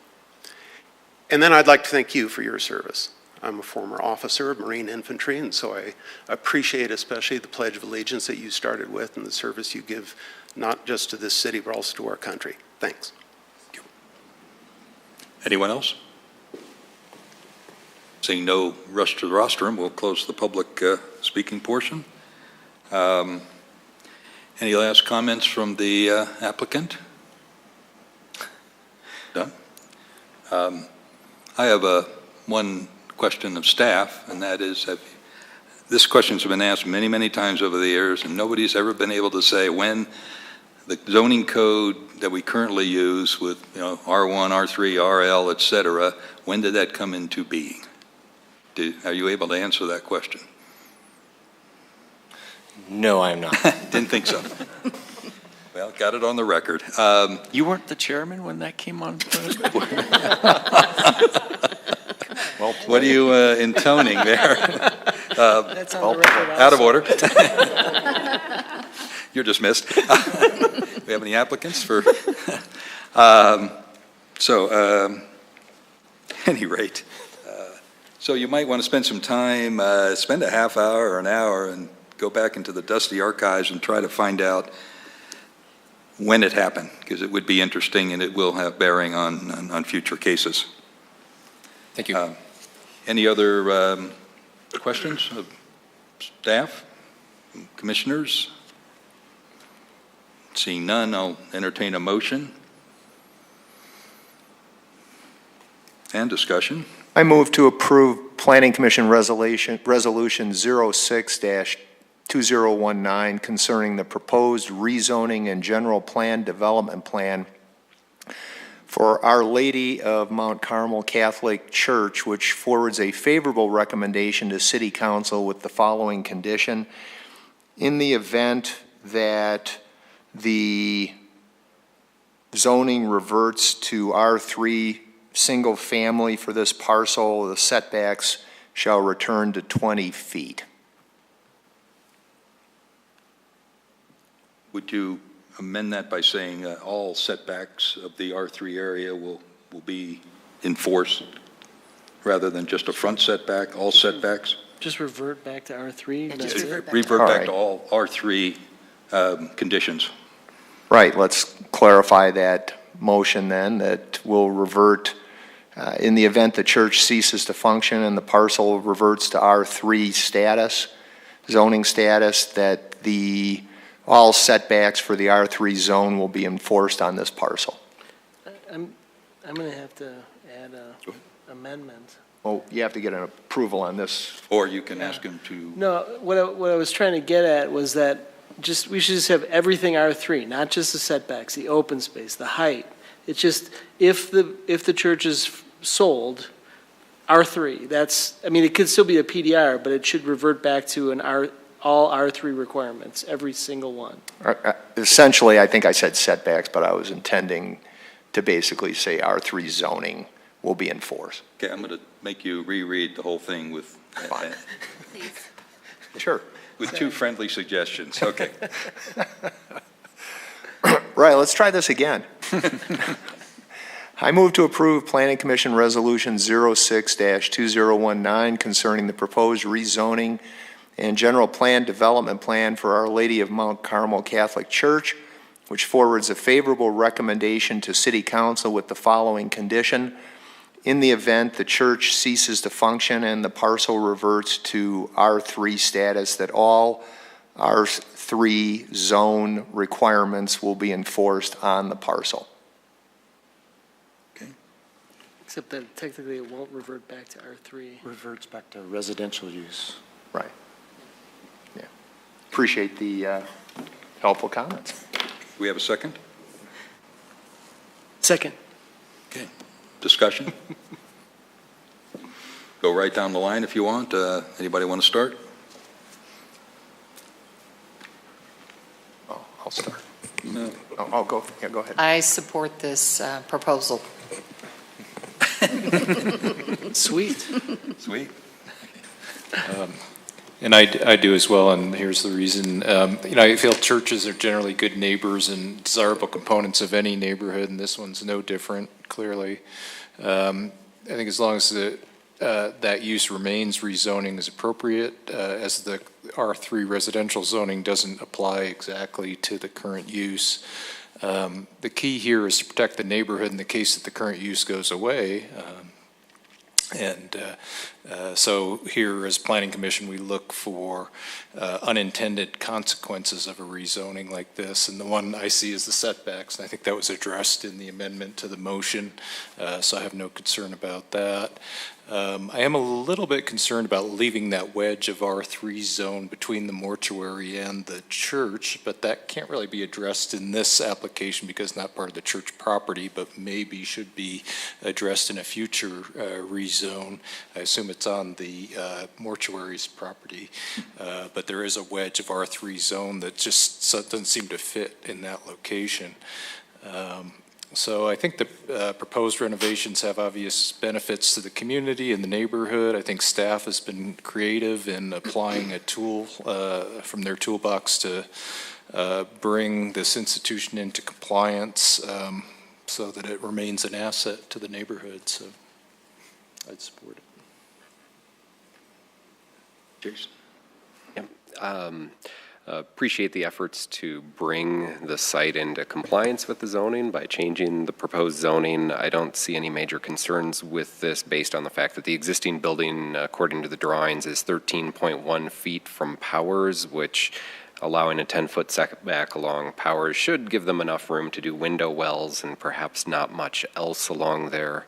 I did hear a lot of discussion about parking, and I'm unconcerned about the parking situation. The proposal does not actually affect the parking in any material way, and potential solutions to the parking are so much worse. I've seen communities where a church in a similar neighborhood will purchase a bunch of existing homes, raise them, and put in parking lots, which actually destroys the single-family neighborhood by adding additional parking.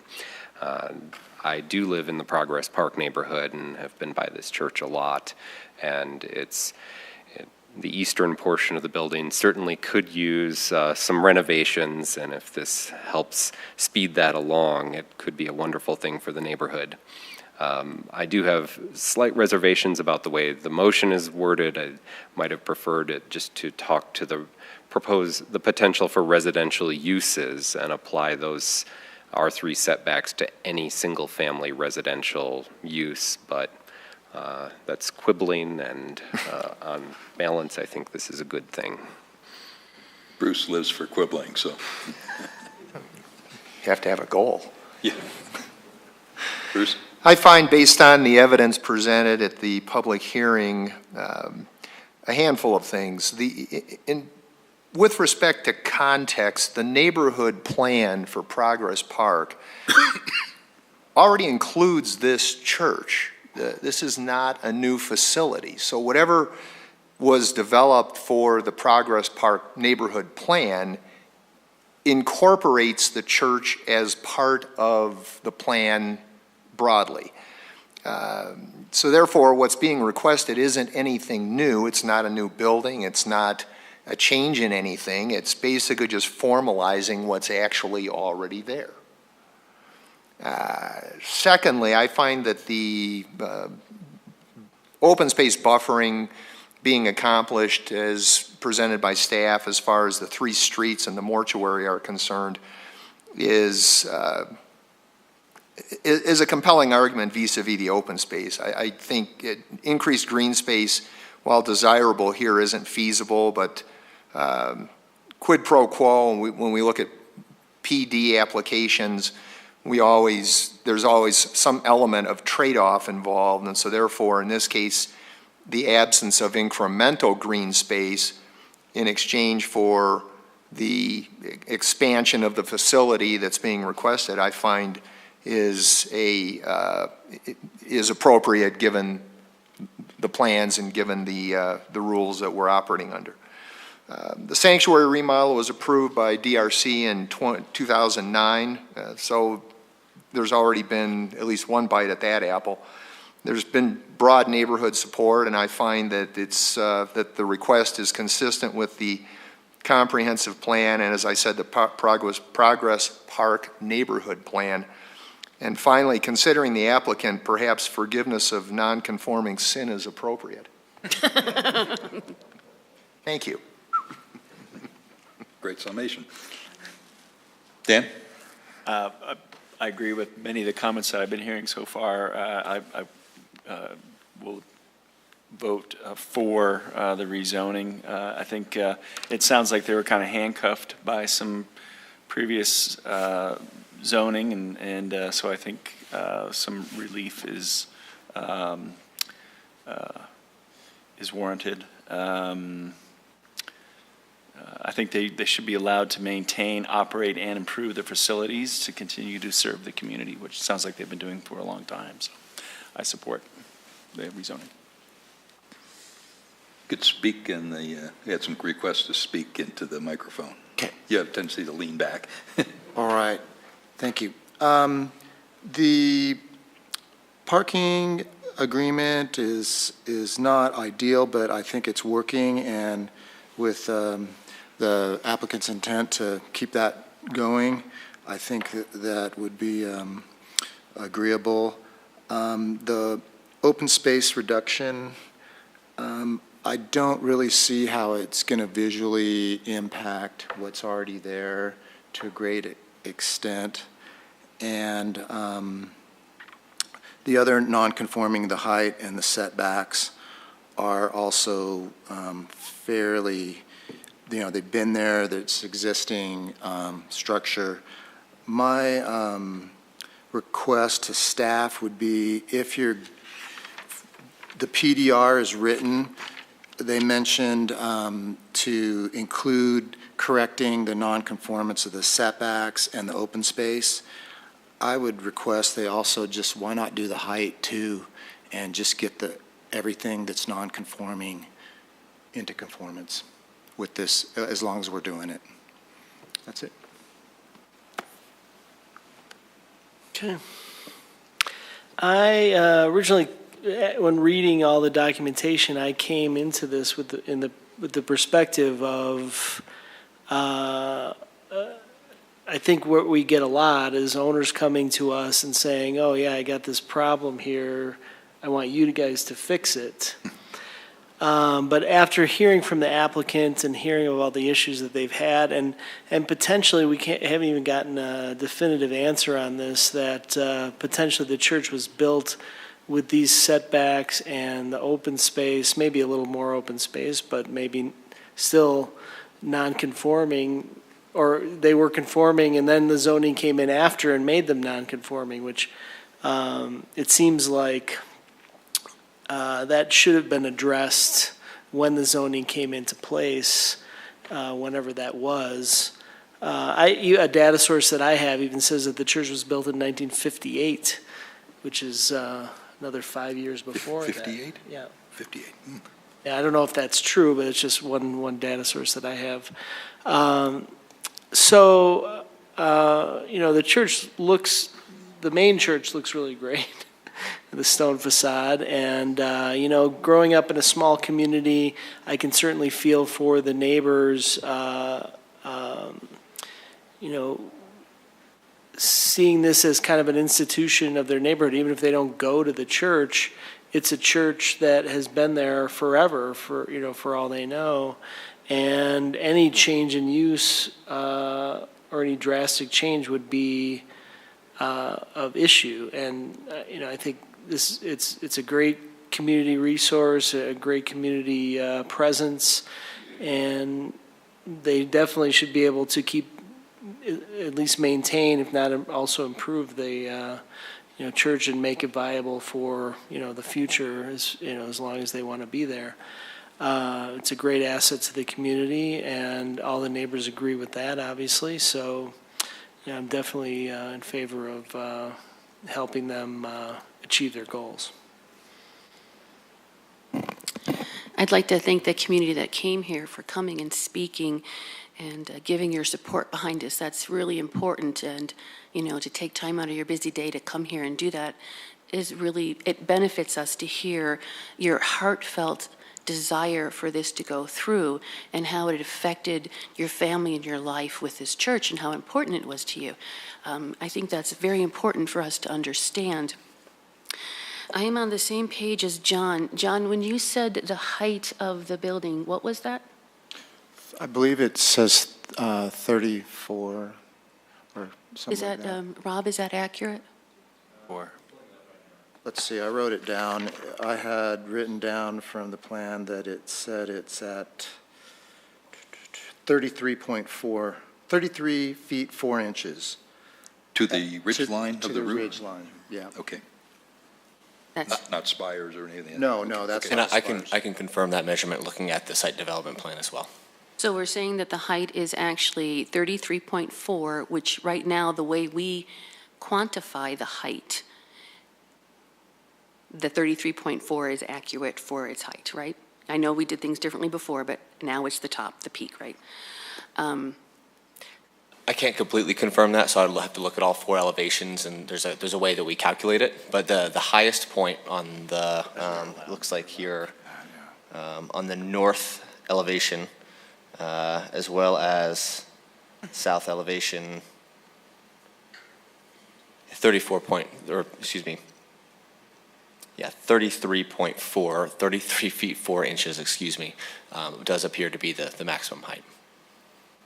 You want to introduce an amendment? Yes, I would. Just I would saying like that to. the current height of the building is in That's what I was conformance? thinking too, since there was some concern about that. But yes, I would like to amend and to include that the present height can be in conformance. So whatever that is, that 33.4, or if it's a little different, that is also part of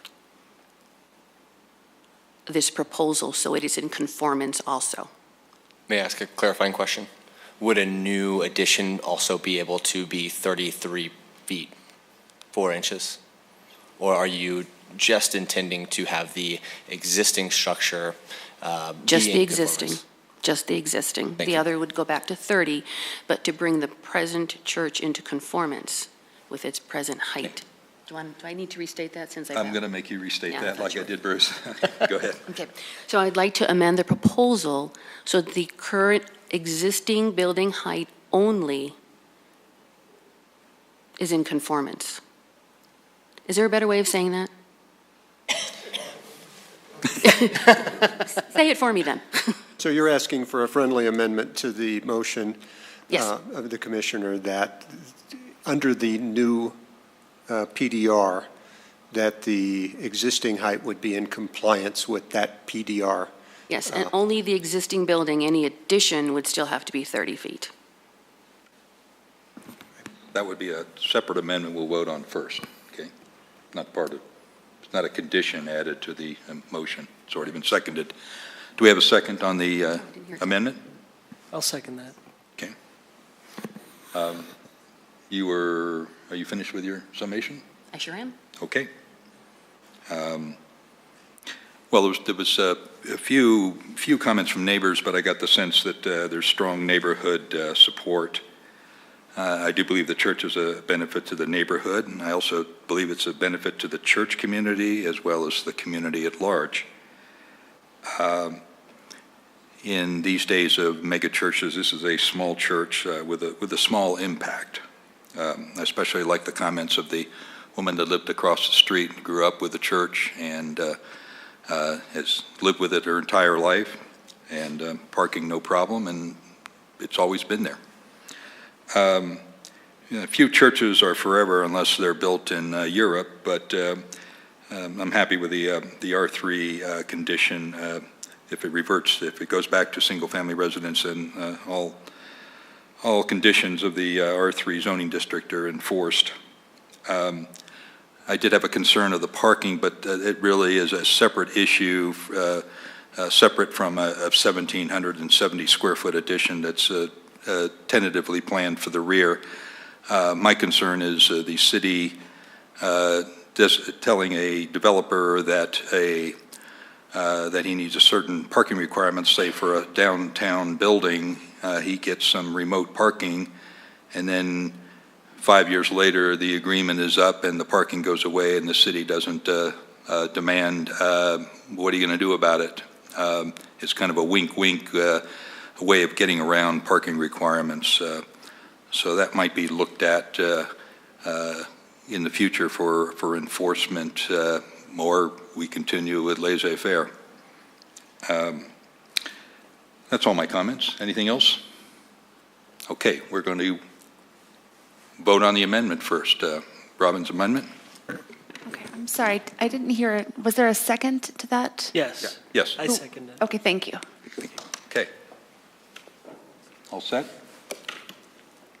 Ooh, last second. Okay, the amendment is unanimous. Okay. Back to the main motion. Any other comment? We vote.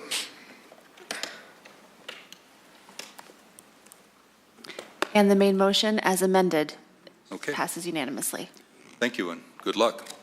You're off to council next for their input. By the way, we are advisory to council on this issue. Staff report. We are adjourning. Do you have anything to say before we adjourn?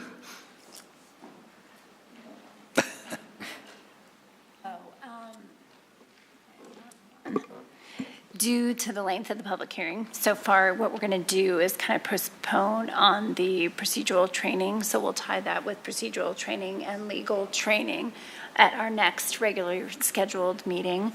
So we'll just go into study session and have a, just probably do about 30 minutes on Envision Littleton. Okay. Any commissioner comments?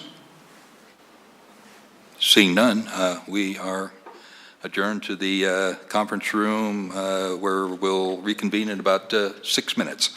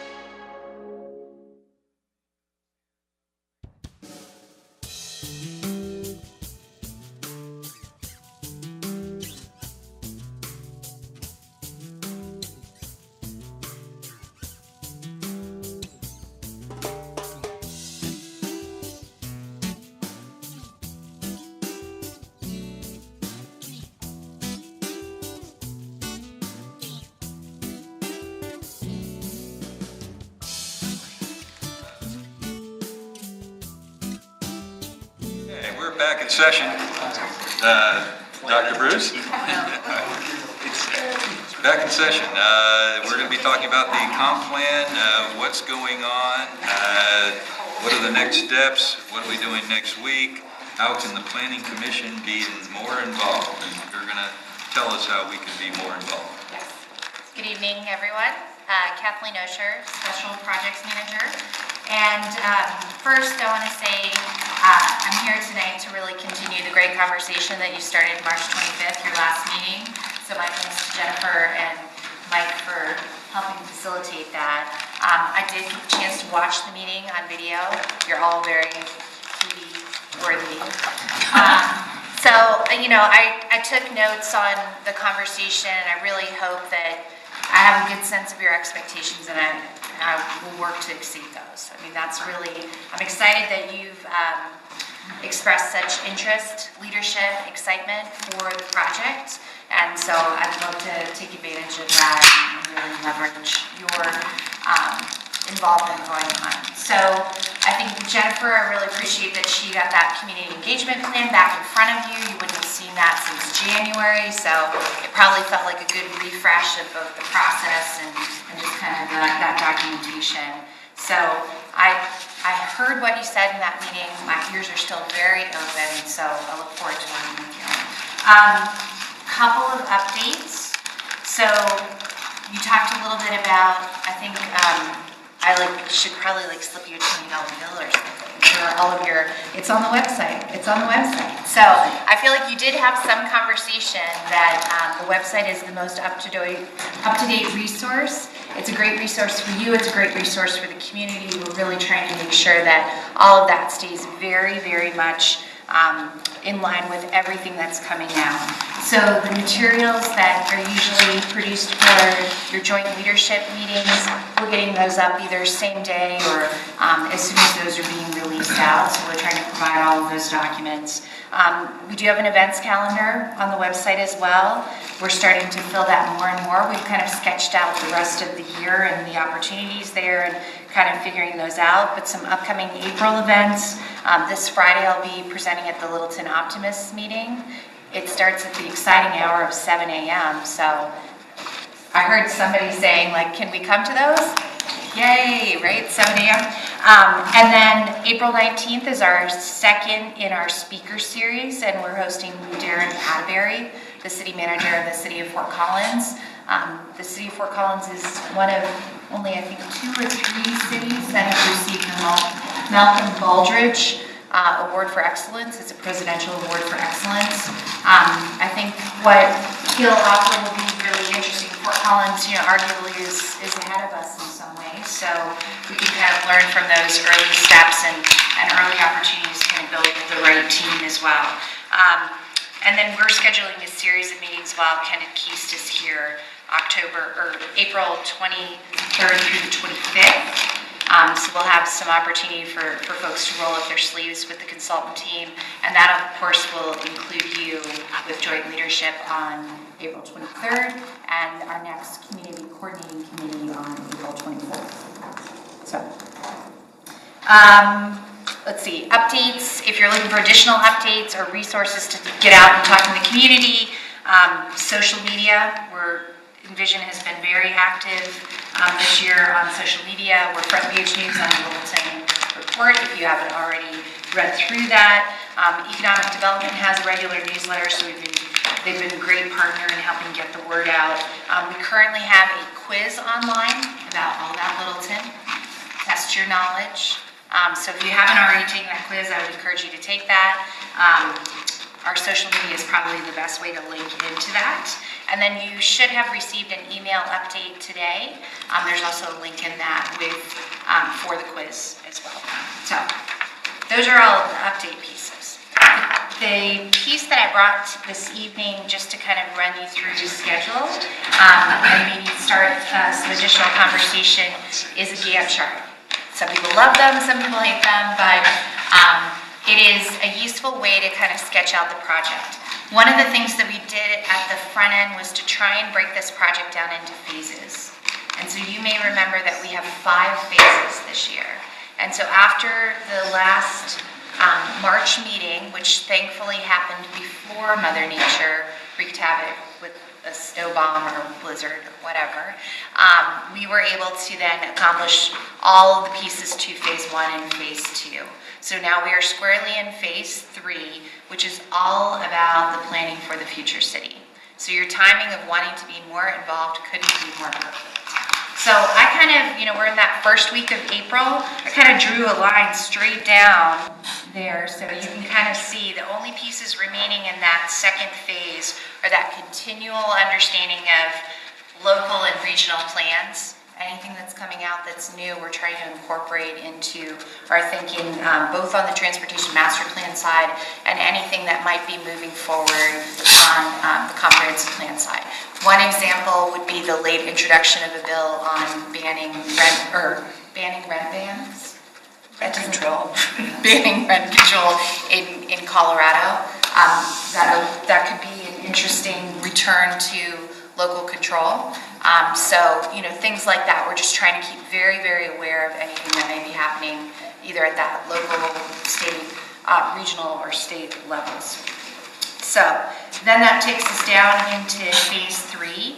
Right now with the transportation master plan, the focus is really developing a vision for transportation. We really haven't had a big picture vision conversation here at the city. We haven't done a transportation master plan. One of the discussions that we had internally is how does that relate back to the work that you did last year on unifying vision and guiding principles? And the clear guidance has been, the vision has really been set because it was set by the community. So how do then we connect that transportation mission back into it, right? So the vision being set, how does that transportation mission start to line up, and how do you dig down into that transportation conversation? So on the 23rd meeting, when you're together with the city council, there'll be a draft for discussion about how that may look and feel in terms of that mission and what those series of goals would be relative to a transportation system. As far as the comprehensive plan piece, what you'll be looking at next time will be 2 documents that'll dig a little bit deeper on this unique process of community character that's unique to Kended Keys. And so it'll start to talk about, we had, 24 characters on the existing community character map, so sounds right. Muddled, right? Community character. We got the prize for the most, so we got that. So with that, I think you'll start to see some of that consolidation in these maps that you'll be looking at later this month, and really start to see where there are opportunities moving into the future where you can get a lot more of that consistency and predictability.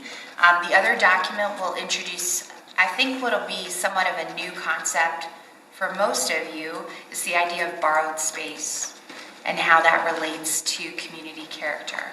So borrowed space is essentially when there is open space or other open vacant land that you start to incorporate into how you think and feel about where you live. So an example would be if you were to back up to a park, right? Suddenly your backyard doesn't feel so small. It feels quite big, quite green, quite open. I think you can start to think about some of the privately owned open spaces, things like vacant parcels. People start to think about those as just being open space and some of the challenges that come with that when they are not already designated for open space or public use. I mean, I think you can even think about borrowed space with something like the west lawn of ACC, that becomes incredibly active and engaging during Western Welcome Week, for example. Who doesn't love a stick horse race, right?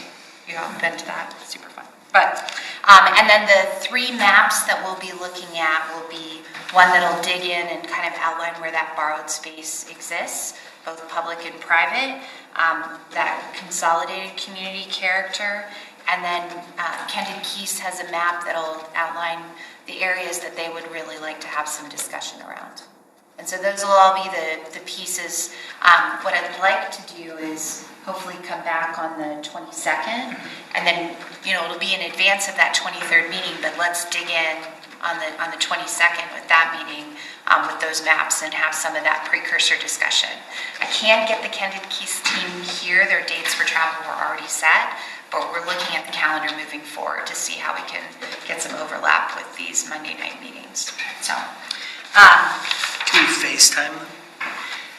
we did talk about that, so it's kind of a question that I have for you. Like, is that Well, if they could be up on that screen. Right, exactly. Like, are you okay with that? Like, would that be a good? I think they would enjoy hearing the conversation. They can, of course, watch it, but it's not the same as being able to interact with you. And I think we have that capability. Right. I think that we can pull it off. So if you're game, we are to give it a try. Yeah, sure. Definitely. Yes. Okay. Should I tell them like 10 p.m.? You'll be ready? No. That's like 12 o'clock. No, Houston's only an hour. Houston's only an hour. But I think if you look at that lower part of the print is green and tiny, but that lower part are really all of the pieces in phase 3 that kind of outline some of the structure of the document. The only one that is sort of a strange one in that order is the third item, which is really that coordination piece between the comprehensive plan and the transportation master plan. But the others start to define where you see land use and development, housing and neighborhoods, infrastructure and services, economy and tax base, recreation and amenities, and then special areas and design. And I think that'll be sort of the structure that we'll kind of expect with the comprehensive plan, because I know that was a question at the last meeting. But with that, I'll kind of turn it over to you, and I would love to kind of figure out where we can get in this meeting, and then where you'd like to kind of go moving forward. So, did you want to add anything? Okay, sorry. No. I covered it, and I think getting KKC here on Monday would be great if we could do that. Yeah. Just bring in video-wise. Okay. Tyler, I'm sure, is listening, thinking. Just to start out, Bruce and I have had conversations with both of you, and that get us involved, get the Planning Commission involved. Robin had a comment at our last meeting that I conveyed to you, and you saw it online. I feel like I am on the periphery. That disturbed me at the time, that you would feel that way, and how do we overcome that? How do we get involved? How do you keep us involved? How do you use our resource with our wonderful dispersed group with a lot of talent? How do you get us to add information that will help you and our consultant in the comprehensive plan? So that was what we kept harping on in our various meetings and telephone conversations with you both. So chime up. I have a question. Is how do you work with Kendon Keys there? You talk to them every day on the phone? Are they in town every week? Give me the mechanics of how that is proceeding. So it's not terribly different structure from how we worked with them last year. So with the unifying vision and the set of guiding principles, and similarly this year, their travels are about once a month, and that they're here on the ground. Their visits are about 3 days long. So we try and jam-pack those as much as possible. The telephone is an incredible tool, right? So we are talking jointly as both the Transportation Master Plan and the Comprehensive Plan, the project management team every 2 weeks. And then we're layering in between with specific TMP calls and specific comprehensive plan calls. So we're talking to them about once a week on the project. And then we've sketched out, including the calendar of events, we've also sketched out every major deadline. So that allows us to kind of see the product, have some internal review here before that goes into your packet. It also allows us the opportunity to really sort of recalibrate some things to make sure that they're a natural fit for us as a city, as opposed to just being, I think your term was planneries. Yes. Plenaries, yes. So, you know, so that we're constantly, we're spending a lot of time with those documents in between. So the phasing helps us a lot, because when I sat down with both scopes at the front end of this project, it lined up almost perfectly, which is an incredible blessing because it is an aggressive timeline. And I think the feedback that I continue to hear in the community is that they like that sense of momentum. And they like that it feels like things are happening. So I hope that that's how everyone continues to feel as we get into this process, because it does feel a little bit like we've been in the starting blocks for a while. Well, I keep cautioning you, this will change. We'll have 150 pages to read on a Sunday night and for the next Monday meeting, that kind of thing. So enjoy the lull, because it's not going to last very long here. Yeah. Does that give you a good sense? I'm sorry. Yeah, okay. Okay. Well, I guess Jump in.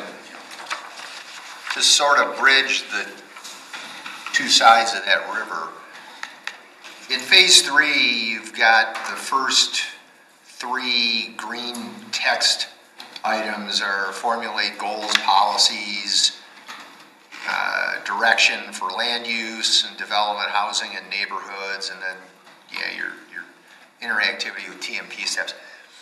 At least the first 2 of those, according to your green squares there, should be about 5/7 of the way done. There's, as of about right now, because it's the beginning of April. So rather than get the 150 pages, on a Friday before a Monday meeting, what's the chances of getting some of these drafts that we can get up to speed on and look to see, where you're, yeah. Right. And the emphasis is, at this point in the project, is a little less on text and a little bit more on these maps. So the maps that they're producing, right, in the future land use and community character maps. So that'll be the next pieces. Some of that policy work you've already done in phase 1 and phase 2, right? Like that was some of those assumptions that we talked about in the last. I think there are also, in this next set, my expectation is that you'll be seeing some policy implications relative to these maps, and Ken and Kiesel kind of start to draw some of those conclusions, right? Like if we were to walk down this path, here's some of the implications that we need to think through. And I think that list may or may not feel very inclusive of what you see from your own perspectives, right? Like there may be things that you add, there may be things that surprise you. So that piece being kind of where the consultant team is, you're looking at that a little bit later, but that's something that we're kind of thoroughly working on. Right, exactly. Right. Like we're already kind of at the point where we've got that on paper now, so let's move forward to the next step. I would say, just to the other comment about the length of the document, I think what both our consultants have heard pretty consistently from us, from yourselves, from City Council, is less is more. That it isn't, like as long as it's thorough, like having the heavy document isn't necessarily a mark of success. So I think they're trying to approach that as something that is very legible, readable, and really communicates the things that we need to do in the most efficient way and most accessible way for people. In college, less is more was a guiding principle written on the wall, and then it down through the ages it became less is less. What's that, here and there, what's the happy medium? 4-page comprehensive plan ain't comprehensive. You're right. I don't think that that's the magic number. I think what we're talking about now is creating, not to get too far into the weeds, but creating both documents in a format that's a Word format, so that we have more technical documents, and then really consolidating them into a more graphic, intensive overview and summary between the two plans, and where that integration and combination of ideas with land use and transportation, where they really meld together. And so that's kind of the goal that we're working for, is that summary would become something that is a really great snapshot and a great tool for us to use with stakeholders that aren't on the technical side and aren't practitioners, and also for a continued resource for our community. To be a book on your dais at all times, that when you're looking at these cases that come before you, that's the go-to guide in making your decisions. I think making these documents accessible, and we've talked about this before, accessible to the community, not some dense piece of writing. I mean, we could have some of that in the background, but it seems like, at least from my experience recently, is that design is kind of going towards the more visual maps, icons, bullets, and we can have meat behind that, like you were saying, having a summary available, but just something that draws people in and they can utilize without having to spend too much time in the weeds. Yeah, and I think, like I said, not to be too far into the weeds, but even just using a format like Word, the comprehensive plan is a little bit different than the transportation master plan, but there might be evolving pieces of it. And so, us owning that plan in a way that we can interact with it and keep it a living, breathing document is an important tool. And, from a layout standpoint, it is a lot of maps, right? So that can work well for us. But having a piece that is, more maybe even infographic, and very digestible. To digest Conveys a lot of information. information. Right, like that's one thing that we're working towards as a goal, because I think it's difficult. Like if I just did a presentation for residents over at Vita, for example, it's really hard to divorce the two things, land use and transportation. Like they're so inherently tied in how people use the city. So, I can't go in and have a land use conversation with anybody without being prepared to also talk about transportation, right? Like there's so much overlap. I have a request too, is when we start doing iterations, when there's changes made, if we can have the document showing what it was and what the changes were made, so we don't have to go through it and figure out where the changes were, that would be really helpful. Did that, out of curiosity, did that work well with the vision when we were in that final stage? We were attempting to highlight everything that had changed. And so it had a yellow highlighting in the PDF. It was hard to keep track of, I think, but yeah, it was helpful. Word does a very good job of redlining, additions, subtractions.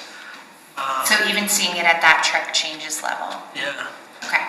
It just helps us to know where. I mean, you can have two different documents, but because maybe the redline version is a little more difficult to follow, but it's important to see that, how it's evolving. Okay.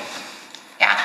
And we're not looking at it every day either, so when we come at it every couple of weeks, and even sometimes every 3 weeks, it really helps to be reminded of what we discussed and how that's translated into the new version. Yeah, because I think most of you would maybe remember the first draft of the unifying vision and guiding principles. And there was a significant amount of change because, we got the chance to show it to 2,500 people, right? A lot of opinions.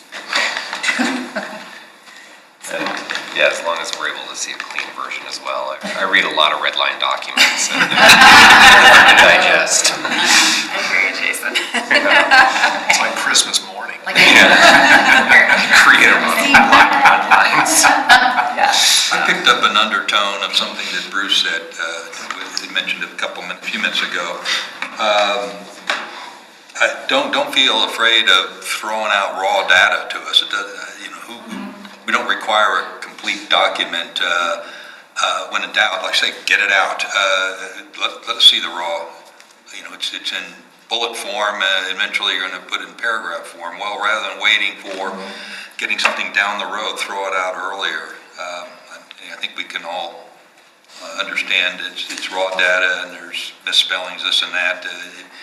But it gives us an idea ahead of time, a heads up on the tone, what you're trying to do, and what you're saying. Do we agree with it or not agree with it? Get it out. Get it out.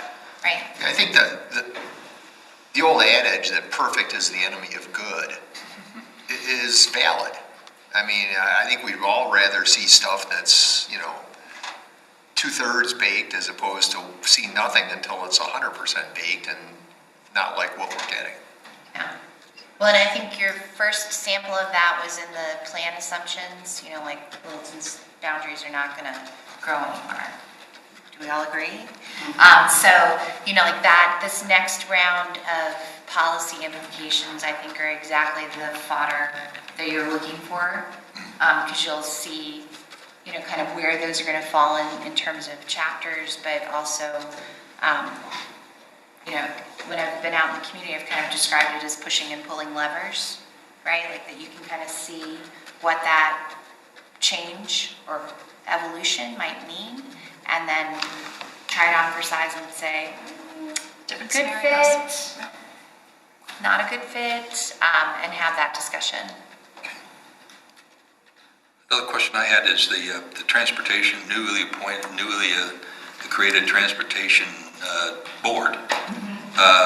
Transportation and Mobility Board. Are they convening? Are they meeting? Obviously, the transportation plan is an integral part of the comp plan. Maybe They most. were just appointed. Yeah, so they were just appointed. Their first meeting will be in April.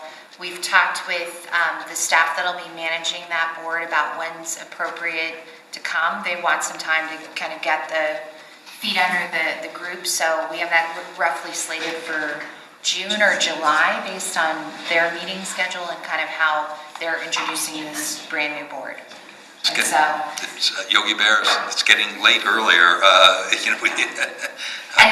That's, I think that the way that they've described that to you is that, that board in many ways will be focused on the priorities. And so that the transportation plan, it'll both be on the front end, but then they'll play that stewardship role moving forward. Implementation. Yeah, so. And there's another new board appointed by the city as well, the Next Generation Advisory Committee, or I guess it's not a board, it's a committee. Sorry, I misspoke. But, so that's another one that we're looking at opportunities as well. So I think I'm on their main agenda, at least for an overview Because they were just appointed as well. Right. So to talk about the unifying vision, the guiding principles, how those get integrated into this work and kind of get them prepared for adding to that community conversation as well. I'm confused still about as Bruce pointed out, to me, where we would fit well is in formulating goals, policies, direction. And you spoke to that more, that we've done some of that work as well as it's a mapping type function. And then I guess the other part of that is the policy implications, which I don't really see on here. Are the implications being developed as part of that formulate goals, policies, direction? Yeah, and so, this is a Gantt chart, so it's, sort of that bigger snapshot of how things are going. So when I talk about policy implications or even the decisions and assumptions, or the assumptions that we went through in March, so those policy implications, that's going to be coming in the form of your packet for the next joint leadership meeting, which is April 23rd. So then you would have that, the Thursday before, right? And we've actually tried to bump that up to Wednesday, especially if we have this kind of info dense So our shoot for that Wednesday. our time together tonight feels like, I know what you're gonna get, but I don't have to show it to you yet. So, you know, that's all of that discussion on the 17th. So, you know, to Bruce's point of like, we should already be in this. We are, but that conversation is coming to you on the 23rd. So, and like I said, then now on the 22nd, with the benefit of KKC coming electronically piped in, right? So we'll have that conversation on the 22nd, the 23rd, and then for the lucky members that are on the CCC, again on the 24th. Yeah, 3 in a row here. You're gonna make up for lost time. We're gonna have a lot of time. I know, big count. Third time's a charm. Yeah. A few questions. Last time when Kendall was here, they talked about their book. Do we have any copies of their books here that we could just borrow and read? I'd be interested. We have one reference copy, but I don't know if I found it last time I left. So that may be out on loan. And then, Yeah, I'm actually reading it right now. So, we do have, actually, I think we have 2. I think Andrea might have one too. So if you, I'd be happy to look and see if you have another copy you can borrow. I also have my own. I have my own, and if you're really nice to me, I don't mind sharing it. I could always go on Amazon and buy my own. You gotta leave your driver's license. And one request that I've made of them is because this isn't necessarily the right terminology, but because this is sort of a process unique to them, it almost feels like a patented kind of language, right? Like those definitions have meaning, it's like a different lexicon. And so you kind of almost have to wash off what you know of those words and say, okay, so when we use those in terms of community character, this is what we mean, right? So it has lots of pictures throughout it, so you can really get an idea of what they mean. I think the books are really well done. I think it should be required. I think we should be provided a book. We're going to see that language, right? Presumably we'll see well, that and language. you've seen, so the first reference piece you have of that is the community character framework that came to you in March. And then the next piece will start to dig in on kind of how those come together, right? Because we have so many different characters, how those pieces start to come together into that evolving set of characters. I think, you know, we'll probably go from maybe, I think that list was like 24 to like 10, right? As you think, because that's essentially why you would go through this process, is to hopefully be a little bit more predictable, a little bit more consistent. So, but you do, like that vocabulary, you do kind of have to say, like how we use the word suburban, for example, in normal conversation is not the same definition as we're using it in this process. And so. And they'll explain the justification from going from 24 to 10 community characters, is that? Yeah, they'll, and you'll start to see, you know, kind of the analogy that I use or give to Jennifer is it's almost like quilting, right? Like you'll start to see some of the squares at this upcoming 22nd meeting that you have. So, and then you'll say, yeah, that square looks good. So let's put that into the bigger community character map. And then you kind of keep adding to that, because the timeline and the milestone that we have sketched out is that we would have a draft that is still very much a draft in June, so that we have the benefit of having that map out in the community. So June 25th, I think, is your meeting, if I remember the date correctly. The joint meeting. Yeah, the joint leadership meeting, so that draft then is circulating from that point moving forward. Obviously, there'll be like these quilting squares out there too, but that'll be the comprehensive future land use and character map. So June 25th, and then we're looking at I think you talked about the timeline of September 16th would close out community comments. So we want to try and have as much time as we can. And that also allows us to be able to incorporate some of those transportation pieces, but also have things pretty well figured out so that when you start modeling what happens with transportation long-term, you're incorporating that land use piece into it as well. The phasing works really well, but it's, not without its like deep sighs and breaths, right? Are those joint meeting dates on the Envision Littleton side, or do we have those? I don't know. So those are not, the CCC meetings are on, but they are on the Planning Commission schedule. But I don't know how does that come in the form? I know that there's an internal document like that, but I don't know. I have the email you sent me that I had sent to the group, but I can resend that to you if you want it. It just has the dates we're supposed to meet with the council. If you send it, I'll find it.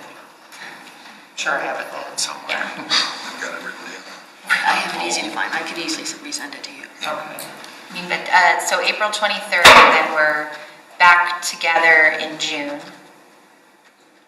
And then we're back together in August, in September. The joint sessions. In October. But either Kathleen and or I, on each of the Planning Commission meetings, we will have an Envision Littleton segment where we're working on that and digging deeper.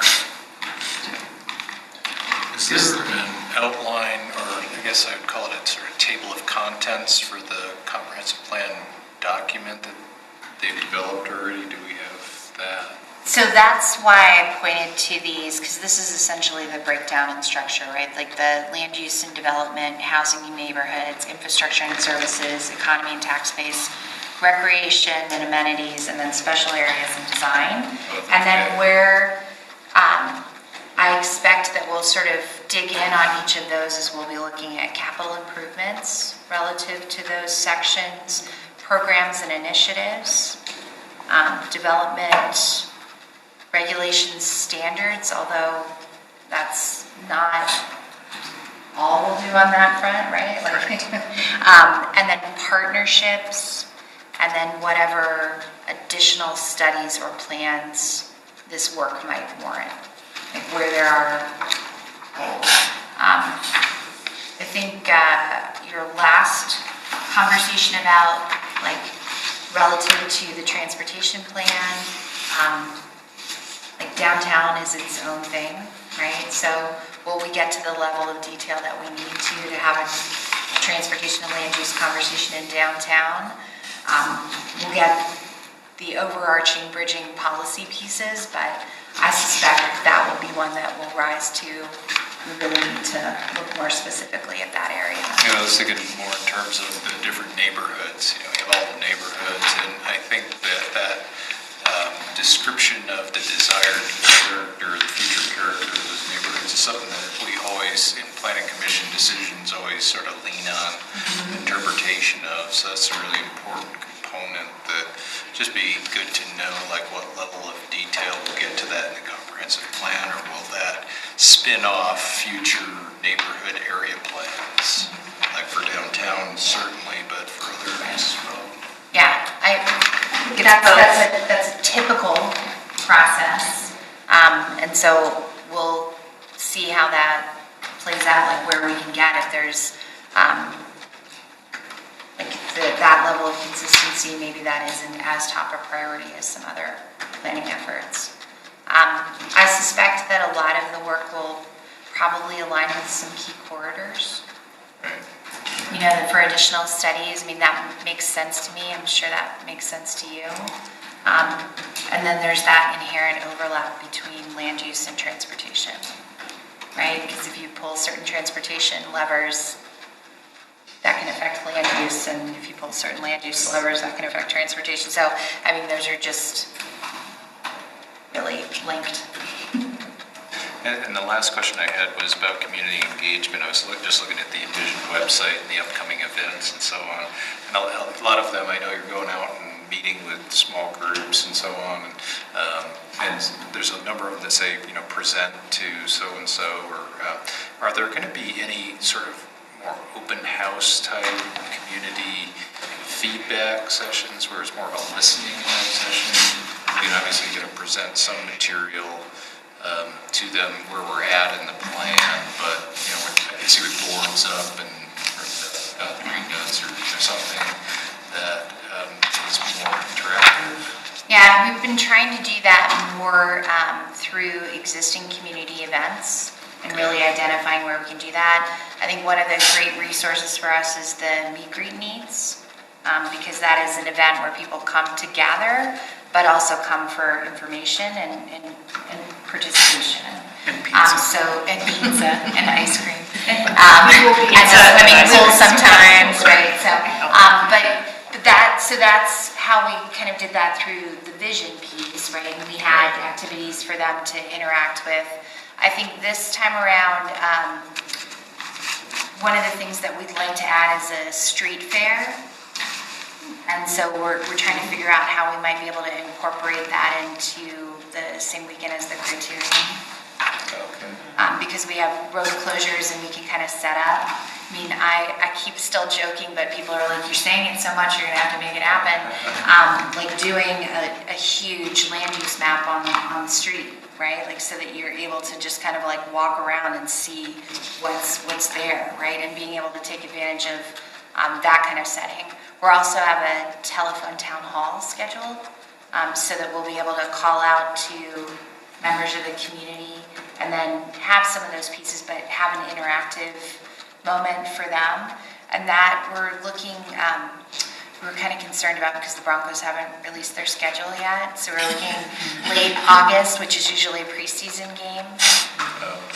And I mean, the way the Rockies are playing right now, really exciting point in the season, but it could be, right? Because sometimes that has been a detriment to people's ability to participate in those telephone town halls, is if something big is going on like that, guess what? You don't answer your phone. So that'll be another piece that we're looking to try and create that opportunity so it isn't necessarily you have to come, but looking for the right events. Any and all ideas are totally welcome. If there's a great chance to be out there, I will say that I think we found a lot more success being out in the community rather than trying to host something here. So we're trying to be very intentional about that, even with the CCC meetings, like that all of those are out in the community. So that we try and get that level of excitement and make it easy for people to participate. Back in the day, I remember we had some really good, Mark, I think you were there at the time when we had the Hudson Gardens, the cabin there, we had some open houses there, we had really good community turnouts for those, boards up, and a lot of one-on-one conversation. Yeah, of course, in Nature Center, right, that was another one, Or the Northwoods Inn. It is interesting because, I mean, that's the biggest question I've been asking other cities that have just been through this process. And so, like one of our neighbors to the east, Centennial, they didn't have a lot of luck with open houses and they spent a lot of money on it and dried up a lot of resources to be able to go out and really have and engage in community conversation. They also put their draft out in the library and they said, it's a great idea, but not much yield. So I think we're trying to balance that as much as possible too. Is there going to be any attempt to address issues related to homelessness and transient population in the comp plan? So we have a task force now that we've partnered up with Englewood and Sheridan, so kind of a Tri-Cities task force that is trying to address that. We're working with community development's involved in community outreach, police, library, museum. So it's kind of already being addressed. I'm sure when we focus a little bit more on the river corridor and the Santa Fe corridor, I think that's where we'll dive into that a little bit more. But we feel like we're addressing that at a different level at this point. Okay. And from the work last year, because I've had this conversation particularly with some religious leaders in the city, that vision, they would like to see more discussion about, particularly that issue, or just the economic disparity or even economic opportunity for everyone in the city. And so the shared value that really came across very clearly in our work last year was the shared value of inclusiveness. So I think that is going to continue to be part of the conversation, and why I feel really glad that we spent so much time. I mean, it's really unusual to spend 8 months on vision and guiding principles. Most cities don't get that luxury. The only one that I can find in the region that did that was Castle Rock. And that was a 2000 or the 2020 vision, right? So, but it was a standalone vision document. So I think those shared values are going to continue to be an important part of, hopefully, when there's a policy discussion, that everyone can remember that we started from a point of where we agreed. Like, we agreed these were the shared values, we agreed these were the guiding principles, we agreed this was what we were working towards in terms of a vision. So that's an incredible way to have that conversation, because it's hard. Yeah, that's a really difficult issue. Your question is perfect lead into one of my points, and that is voluntary, I call them voluntary homework assignments. Don't wait to be spoon-fed from staff. Feel free to, hey, what about this topic? It could be a paragraph in the comp plan. If you've got 20 of them or 30 of them, just write them all down and send them in to staff constantly. Be a pest. Get them out. Or else, would we sit back passively and just wait till we get a draft? And I think, that issue in particular is one that's going to be really important in our census work as a city. I think for those of you that were able to attend the speaker series with Chris Akers, right, that incoming or that upcoming census, that's going to be a huge initiative to try and really understand who is living in our city, what are the resources that we need, and how do you get a good count of them. And so even just ideas on that front, I think that'll all get wrapped up into our approach with that work too, because that'll naturally lend itself to some relationship building. We do it right, and that's our plan. And they'd still do the point in time survey for Colorado Metro, what's it called? I used to be on that board years Yeah. Denver Metro Housing Initiative that does the annual point in time homelessness survey. But anyway, I would think that group you're talking about is very connected into. And I think the dynamics of it are just so ever evolving that it's really hard. And so we've had a lot of conversations about that with the police department, which we have a really unique police department that they really police by relationship. And so they have those community relationships. But that is, that'll be something sort of unrelated to this work, but that'll be something that as a community, you'll have to continue as leaders in the community to define what that looks like, right? I think their average call is over 30 minutes. So it's a lot of time, right? So how do you continue to deliver that kind of really high quality service to your residents without additional resources? So, but it is, that one is, the work that's happening over at the library is really fascinating. If you've had a chance to talk with their staff, it's becoming a way that, and that's happening in every library, I think. Inglewood's no different, because they kind of are a standalone library like we are. It's interesting because of the Ballot Initiative 300 in Denver, and that's a whole area that's being addressed or attempting to be addressed there, that I think some of that is going to push pushing down the river. Yeah, along the river corridor. So what they're dealing with, we could be dealing with eventually.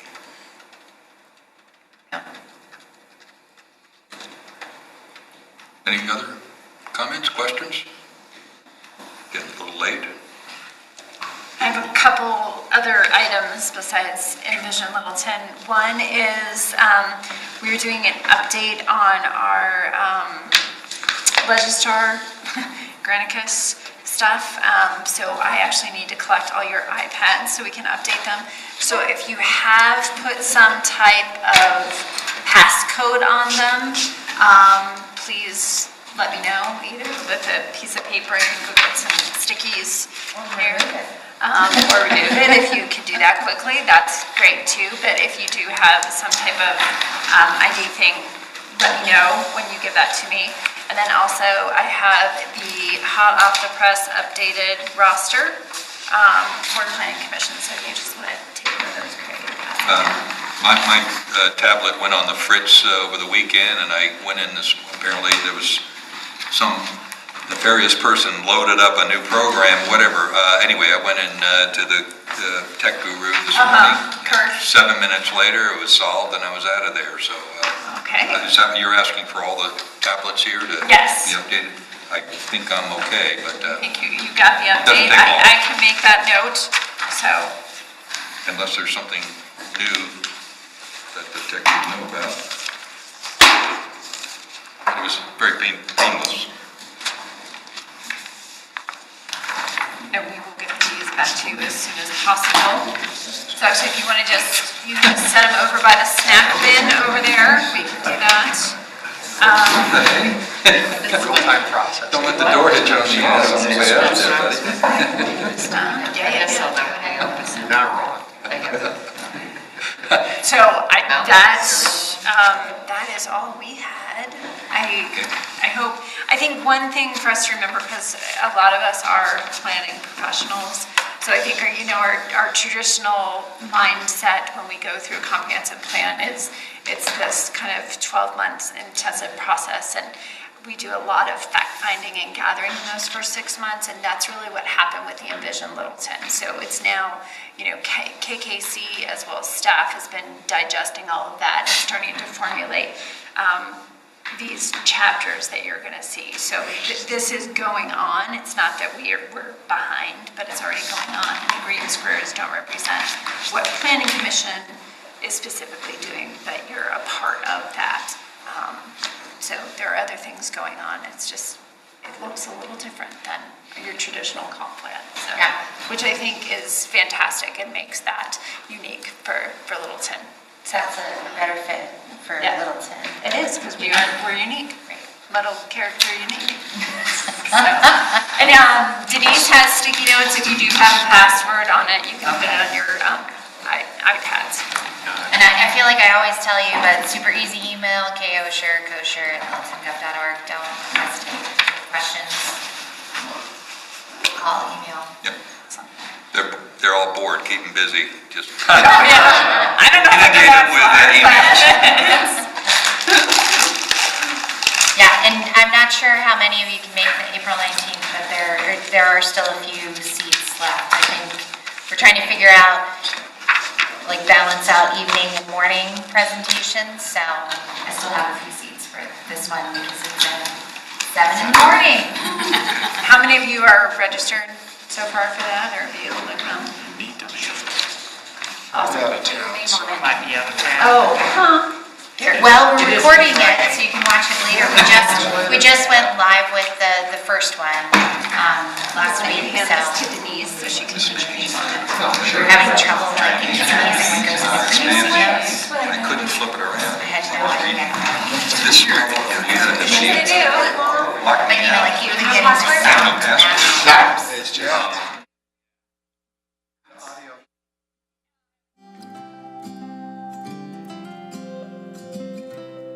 Oh, we are adjourned. Okay.